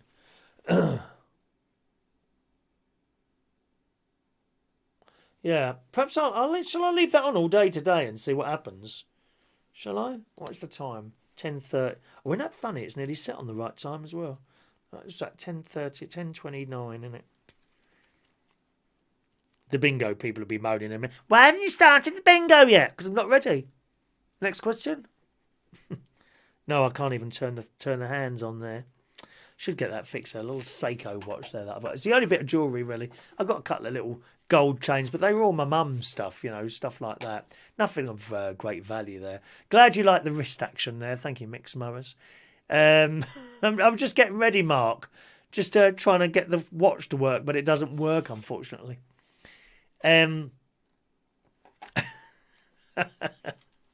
Sorry, is that exciting you, Mark? We're getting very, very naughty on here. We might be taking it a bit too far. Full stops. You know what a full stop is, don't you? Like this. Ready? Ready? Full stop. Full stop. Another one from the Daily Mirror. Experts have found that the correct use of full stops in text messages makes people feel uneasy. Oh, God. As it symbolises that the recipient is annoyed at them rather than simply concluding a message. I mean, how sad are these people? I don't understand it. All these people are supposed to go to university. What do they teach them at university? Oh, how to go on another march. How to form another little left-wing group. That's what they teach them at universities now. They don't teach them that full stop is to indicate that something has finished. Oh, no. A recent study in the Daily Mirror claims that young people are intimidated by... You couldn't make it up, could you? They are intimidated by full stops used in social media communications as they are interpreted as a sign of anger. Teenagers and those in their early 20s, also known as Generation Z because they've grown up with phones and technology, tend to send shorter messages with very little punctuation. Yeah, none of us can understand what you're saying. So when full stops are used in text, younger people often perceive it to be passive-aggressive. And where did that expression come from? Passive-aggressive. And a sign of irritation. Well, they do irritate me. I'm sorry, you do. According to the Telegraph, if you send a text message without a full stop, it's already obvious that you've concluded the message. Well, that's news to me. So if you add that... I used to get texts from people. WUU2. And I'd look at this and what does that mean? WUU2. Until I discovered it means, what are you up to? Usually people sitting at home bored. Got nothing to do, so they send you a text. WUU2. Well, something more interesting than you, probably. So if you add, the story goes on, if you add an additional marker for completion after sending a text, they will read something into it and tends to be falling intonation or negative tone. A 2015 study from Birmingham University in New York involving 126 undergraduates found that texts ending with a full stop were perceived as insincere, whereas messages ending with exclamation points are considered more heartfelt. They're frightened of full stops now. I mean, just... Oh, God's sake, these people. Peter Palawoda says you're not thick, you're the Quizmaster Tuesday. I just read out the questions, Peter. I'm not clever. Believe me, I'm not intelligent at all. People say, why don't you try and get on LBC? Because you've got to be intelligent to go on LBC. That or you've got to have a miserable face like James O'Brien. Oh, what LBC? I'm the most miserable face. He looks like he's got... like a wasp in his mouth all the time, doesn't he? What a miserable git he is. James O'Brien on LBC. God's sake, man. Oh, dear. Full stops they're afraid of now. We've got two more stories and then we're going to do the raffle tickets today. Good news here. Another university story. At least some of them are doing something with their good time there, rather than forming all these little groups everywhere and focus groups to upset everyone. Cambridge University have joined the global race to find the corona vaccine and could begin clinical trials within months. Scientists at the prestigious institution are working on a vaccine they hope could protect against other coronaviruses as well as the one that we've got now. Because it's just one, you know, others can come along slightly different to that. They could make a vaccine for this one. Maybe they will, maybe they won't. I must say I'm not that hopeful, to be honest. Knowing of various things we've had in the past and the length of time where it's taken them to produce something, years and years. It might be one of those things that we simply have to live with, and if you catch it for the rest of your life, you've got to take some sort of tablet. It might be like that. There's plenty of viruses around like that. and it goes on. It gets a little bit complicated there. It won't target the spike protein on the outside. Gets a bit technical there, and I won't go into that. The team are trying to make the jab needle free. You won't have to have an injection. That'd be great, wouldn't it? Design it so it can instead be administered using a burst of air from a jet injector, which forces the liquid through the top layer of skin using pneumatic pressure. Oh, I like the sound of that. Do you have any gadgets at home that give you pneumatic pressure, perhaps? Do you? I like the sound of that. Pneumatic pressure. Oh, yes. They say the type of vaccine they're making has proven safe in the past and appears to work in trials for SARS, which is similar, apparently. That's good, isn't it? So we got another university jumped on the bandwagon there, rather pleasingly for all of us. But without a needle. I can't stand needles. When they do my blood, they've got to do my blood on Friday this week, actually. I don't watch. I never watch. I see he gets the packet out. You know, the packet with the needle out. The sucking out packet. It sucks out your blood, doesn't it? You half expect him to attach a pipe and spit it into a test tube. Ooh. Sometimes it doesn't flow all that well. It's like my body doesn't want to give it up. But I can't watch. As soon as I see him get the packet, I look that way and I start talking. If it's, I don't remember his name now. But there's one bloke in there. He's very, very good at it. You hardly notice it. And there's a couple in there who they just can't do it. And you end up with a bruised arm. Very bad. Anyway, that would be great if we didn't have to have a needle. One more story then, and we'll do today's raffle tickets. You are naughty people, boys and girls. In the Daily Star this morning, locals say, where is it now? British people won't stop romping in a historic church graveyard. We're back to the dead people again. There's a lot of death on this show today, isn't there? Couples have been using the 6th century church as a meeting spot to get frisky and sunbathe naked in broad daylight. Now, where is this? Residents close to the Greek Orthodox Church of St Andrews in Torquay claim visitors keep carrying out, and I quote, lewd acts. Lewd acts in the graveyard in front of family homes. The church, the oldest in Torquay, has an idyllic hidden space within its award-winning garden. Outraged locals have complained to Devon Live that people are now openly having in the sacred space. It's disgusting. A group known as Friends of the Churchyard claim the Randy Brits won't stop using the space for indecent acts. Part of the problem was that during the lockdown, there's been a real acceleration of all the problems in the last fortnight, she said. Part of the problem that was during lockdown, they put them up at the Seascape Hotel, and some of them are still there.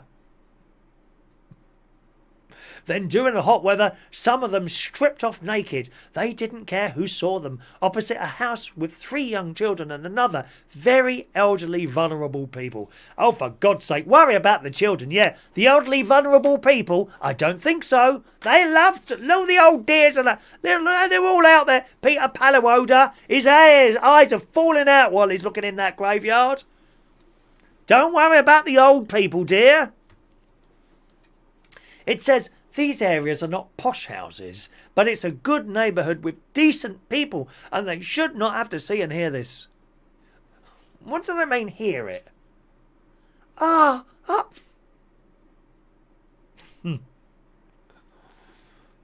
It's an award-winning RHS green space.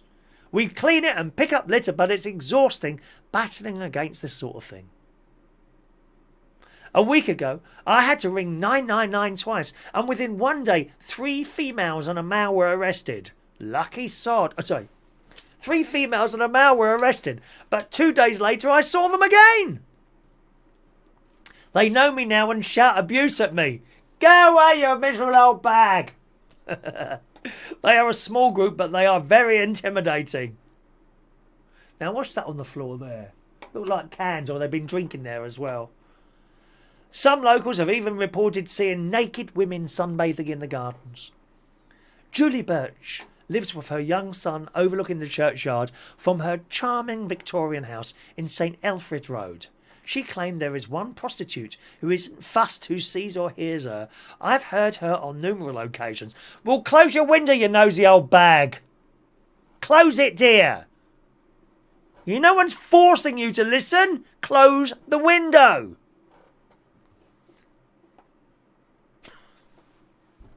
Now, I shouldn't laugh at this. I'm just reading it as it is in the paper. The other morning, my son, who's 11, woke me at 3 o'clock in the morning saying, Mum, they're fighting again. There were 4 blokes and 1 woman. She just squatted down and had a wee in the middle of the road while we were watching. Oh, it's disgusting, dear.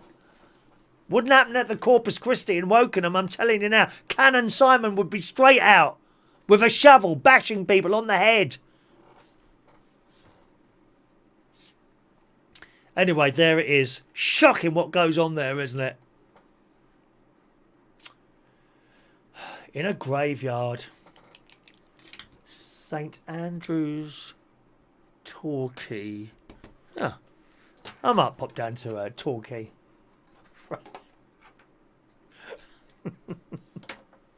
St Andrew's in Torquay. That's the one you want there, boys and girls. Mark, can you get a train? Oh, I don't suppose the people are a dead mind anyway, do they? Morning, Sharon Butler. There's my sister moaning as always. Look at the opening comment. Morning all, he never shuts up.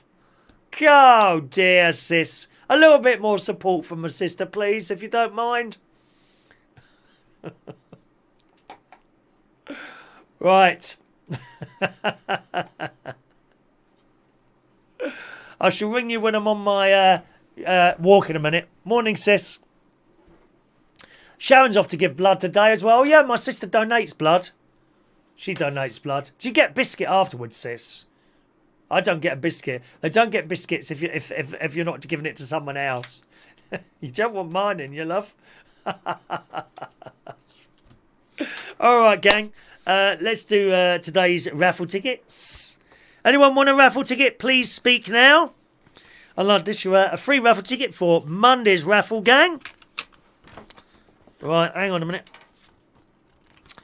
Ba-ba-da-da-da. Here we go. Maureen, 754.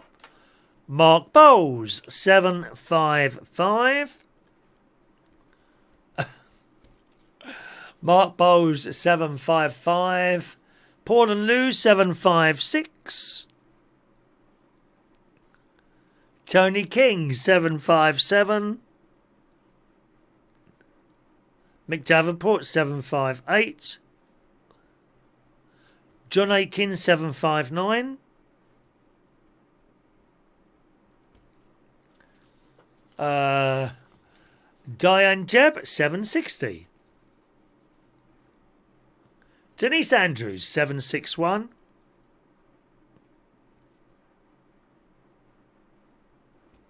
Michael Parman, 762. Daniel Holmes, 763. Jason Hughes, 764. Gary Davidson, 765.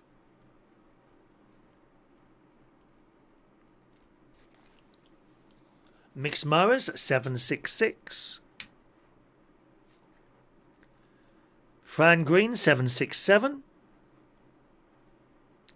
Shania Steele, 768. Joe Woodrove, 769. Hot drinks, biscuits or crisps? Yes, please, Sharon. Anytime. Rachel, 770. day is it today? Is it Wednesday? It's Wednesday, isn't it? 770. Just get some more tickets out for your loves. Did I do Rachel then? That was Rachel. Ross Herndine, 771. Gary Ross, 772. Is that all? Anyone missed out the tickets there? Please speak now, my boys and girls. And let's just do today's birthdays. Happy birthday on this Wednesday, the 26th of August, 2022. Philip Guarini, 60 years old. Philip, happy birthday to you, sir. Regular at Central Station. Happy birthday to you, Philip. Brett Shorter. Good morning, Brett. Excellent photo there, Brett. Happy birthday to you. John Waterman today is 35 years old. Laura Morton. Good morning, Laura. Happy birthday. James McGregor Parr. Happy birthday, James. Paul James' birthday this morning as well. And Terry Ashwell today is 45 years old.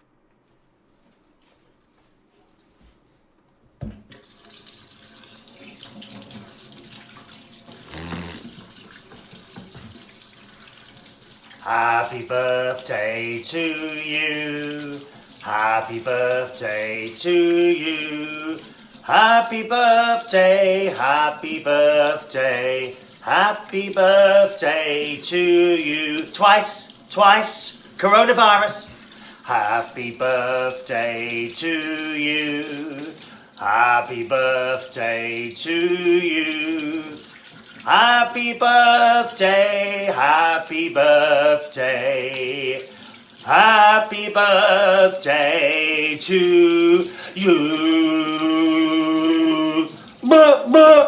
Happy birthday.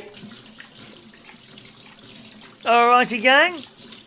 Okie doke.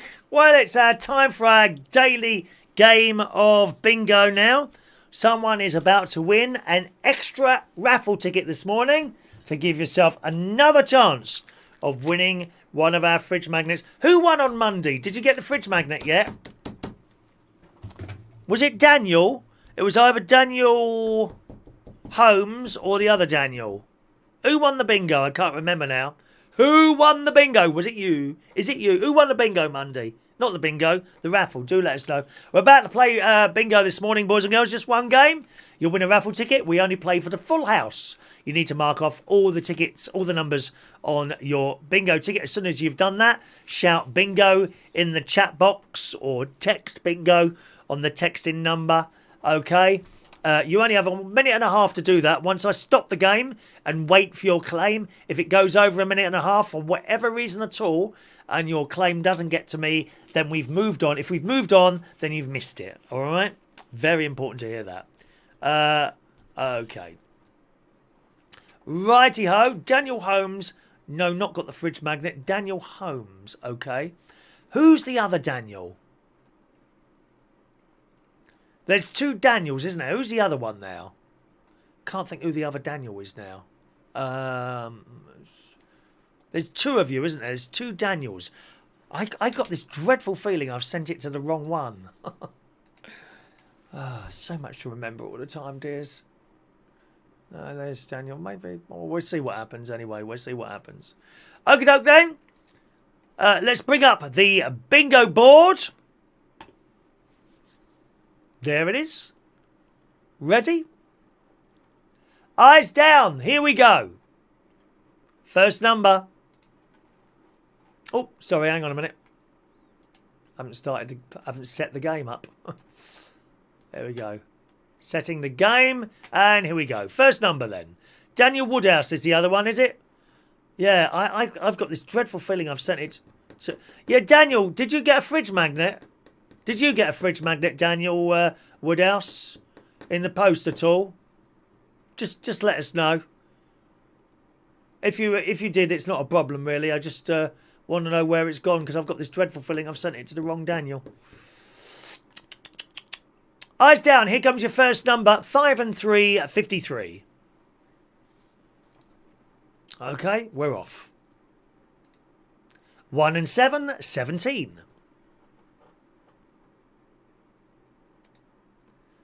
8 and 5, 85. 30, blind 30.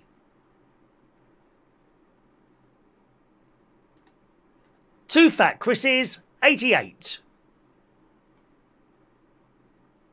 Okay, Daniel, it won't be you then. Thank you, Daniel. 40, blind 40. 5 and 2, 52.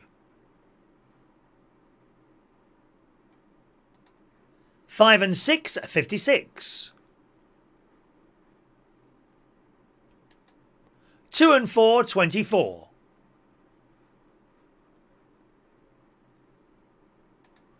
7 and 5, 75. Have you ever given me your address, Daniel Woodhouse? I'll tell you why it might have gone to you. Sometimes when I'm printing out my address labels, an extra one comes out. I don't know why. I must hit the button twice. So I've got a little box here of labels with people's, a couple of, not loads, there's a few in here, of people's addresses. And I've got a feeling I picked out, it might have been one in there, you see, rather than chuck away labels, because that's wasteful, isn't it? Anyway, we'll see. 1 and 5, 15. 2 and 7, 27. Blah. All on its own, one little duck, number 2. Quack. 6 and 9, 69. All the 5s, 55. 7 and 2, 72. 5 and 7, 57. Okay, can't have been you then, Daniel. Thanks for answering that. 5 and 9, the Brighton line. Woo, woo. 3 and 5, 35. 1 and 9, 19. 6 and 7, 67. 1 fat Chris, number 8. All the ones, legs 11. 4 and 2, 42. 7 and 1, 71. 3 and 8, 38. All on its own, number 5. All on its own, number 9. 3 and 1, 31. 2 and 9, 29. 7 and 4, 74.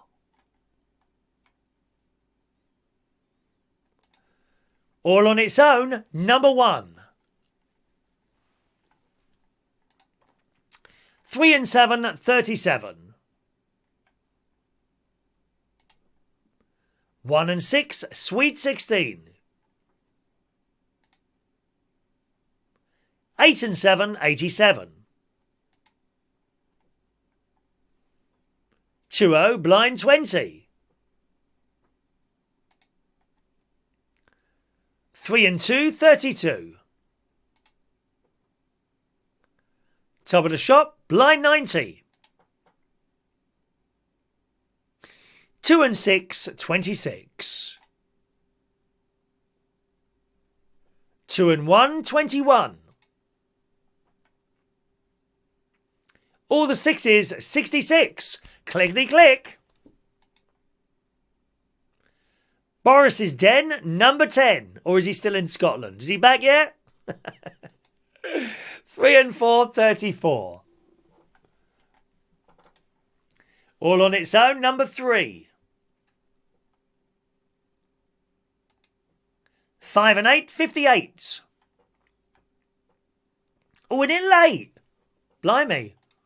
6 and 8, 68. All on its own, number 4. 6 and 2, 62. 2 and 8, 28. 6-0, blind 60. 1 and 8, 18. 4 and 6, 46. 4 and 1, 41. 2 little ducks, 22. Quack, quack. Wow. I've got to tell you, one person is waiting for a single number. Everyone else is waiting for at least 4 numbers. That's amazing. Anyway, let's see who wins. 1 and 4, 14. 5 and 1, 51. That's still the case now. Can you believe that? Wow. All on its own, number 7. 5 and 4, 54. 6 and 5, 65. Rachel is also becoming queen of jokes on this channel, I think. 6 and 3, 63. 4 and 7, 47. 6 and 1, 61. 4 and 3, 43. 8 and 9, 89.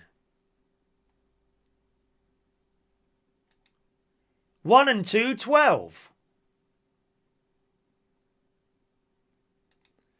All the threes, 33. 8 and 4, 84. 8 and 2, 82. 7 and 9, 79. We have a winner on 79. And you have 1 minute and 30 seconds to claim your prize. You waited a long time for that number. It's the same person, actually. The same person who was just waiting for one number a little while ago. So let's see if they claim. I'm sure this person might be here, boys and girls. I've got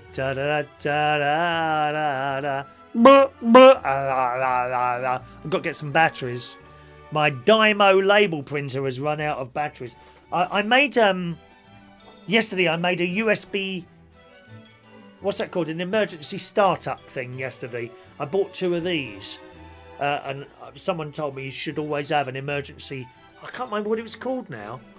You know, if you can't start your computer, you think you plug this in somehow, and it helps us start. Thank you, Daniel Holmes, claiming bingo on that round. Well done, Daniel. And here come your winning numbers. 2, 16, 7. He was waiting ages for that other number, I've got to tell you. He was waiting absolutely ages for that number. 2, 16, 17, 28, 29, 34, 37, 41, 46, 52, 62, 67. Last number 79, 85 and 90. Congratulations to Mr. Daniel Holmes this morning for winning today's bingo. Yeah, baby. All right, sorry, did you get them? You did see the bingo numbers come up there, didn't you? Sorry, I've closed that down now. Okay, well done to you. Oh, itchy hand. What's that mean, that hand? Right hand. Itchy. Itchy. Well done, Daniel. Yeah, I've got Dymo label printer. I have. Have you got one? I've got a posh one. Hang on. Look. Yes. This one's got a keyboard on it. Remember those, the first ones? I bet you'll remember them, Peter. You remember the first ones come along? You had to squeeze the handle and it would emboss a letter. Now, it's got keyboard on it, look. Yes. And you put a little finger label. So I wonder what colour that is now. I think these are silver, these ones. But the batteries are dead. It takes 5 batteries. They last for years. I think those batteries have been in there about 5 years, to be honest. Always buy the Duracell ones. Some of those are cheap, but don't buy cheap batteries. They leak out. Very bad. So I've only got 2 left. My mate comes and nicks them. Oh, can I have a couple of batteries? Oh, can I have a couple of stamps? Oh, can I have an envelope? All the time, dear. Stealing stuff from me. Audi are selling... Audi are selling them now, are they? The Libo print... Libo? The label printers.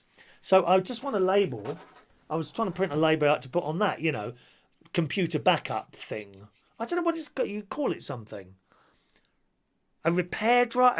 Is it a repair drive? I can't remember that, but the Windows 10 create... oh, God, I can't remember now. Create a repair drive or something like that it is. I can't remember what it was called now. Oh, anyway, I created one. I've got another one for the other computer, which I'm going to do today. It's always good to have something like that. Anyway, Daniel, let me give you a ticket. Number 773, Daniel. Hang on, let me write that down. There you go, Danny boy. 773 for you there, all right, Daniel Holmes? Okay. 773 for Daniel. The aerosol batteries from Little are good. I don't know those ones, the aerosol ones, to be honest. Itchy hand. Does that mean I've got money coming in? Well, thank God for that. We're hemorrhaging money here on this show. Hemorrhaging, dear. That £10, thank God that £10 came in today. I was about to turn lights off in here today. Dreadful. Oh, dear. I'm trying to think for the live... Hello, Mark Jones. Well, you're quick. End of the show and you're sending me £2. Thank you, Mark. Have you seen what the prize is this week, Mark? For your free raffle tickets, which I'm about to give you. 53 and 54. You don't need to know the numbers. I'll tell you who won tomorrow. It'll either be tomorrow or Friday. Not sure of the show time tomorrow, Mark. Because I'm a bit busy in the morning, okay? So it won't be, certainly not tomorrow morning. We might have a late tomorrow morning. We might have an afternoon. We might have a Thursday night. Or we might just leave it till Friday, okay? So there's your raffle tickets. 53 and 54. And the prize this week, Mr. Mark Jones, is... Yes. This one-off clock. I only got one made. A UK Lockdown 2020 United Kingdom Talk clock. How fabulous would this look above your fireplace? Or your radiator? In fact, no, not a good idea. Don't... Hang on a minute. Don't put... Whatever you do, don't put it above a radiator, my dear. Good morning, Weird City. Hello to you. Is it a boot disc? That's it, a boot disc. I've made a boot disc. Gary Ross is sending... Why are you all sending money in at the end of the show? There's nothing else to give you. Or are you just trying to keep me here for a bit longer? It's outrageous. They're trying to keep me here for a bit longer today. 55 and 56 for you, young Gary. Buy a new string vest. I haven't got a string vest. Rude. That's what it's called, a boot disc or something like that. Or it's a boot USB stick now, isn't it? So I need to get some labels. I might go down Ryman's actually on my bike. I'm going to get a bit of cover-up stick for that. I can't stand it. It's really been annoying me, that has. Who was that? Gary Ross, £2. 2 free raffle tickets for you, young Gary. Okay. I hope to be here with you sometime tomorrow. Just depends on time and things. I'm a bit busy over the next few days. So busy that I might have to leave it until Monday before I go up to my caravan this week. So... put those in there for you. Please pay full attention to the show, Mix Mowers. I did say clock. That's with CL, my darling. CL, okay? Mark wants a clock for his office. Do you, my love? Be quite nice. Don't put it near a radiator, darling. You know, it'll melt. That's what happened to the Queen Mother years ago. Terrible it was. Did you see that in the paper? I think it was in the Sun or someone like that. You know, she stood next to a radiator that was full on. Well, of course, she completely forgot she's got plastic hips there and started leaning to one side. So why am I leaning to one side? The plastic hip was actually melting. Terrible. What an awful way to go. Leaking plastic going down inside your leg because you stood too close to a radiator. Mark, you've just sent us another £1, dear. I want to go. Ticket number 57 for you, Mark. 57, all right? Thank you very much, Mark Jones. Thanks very much, everyone, for watching today, gang. I will hopefully be with you sometime tomorrow. If not, I'll see you Friday morning, all right? Have a lovely day. Take care. And I'll see you soon. Cheerio.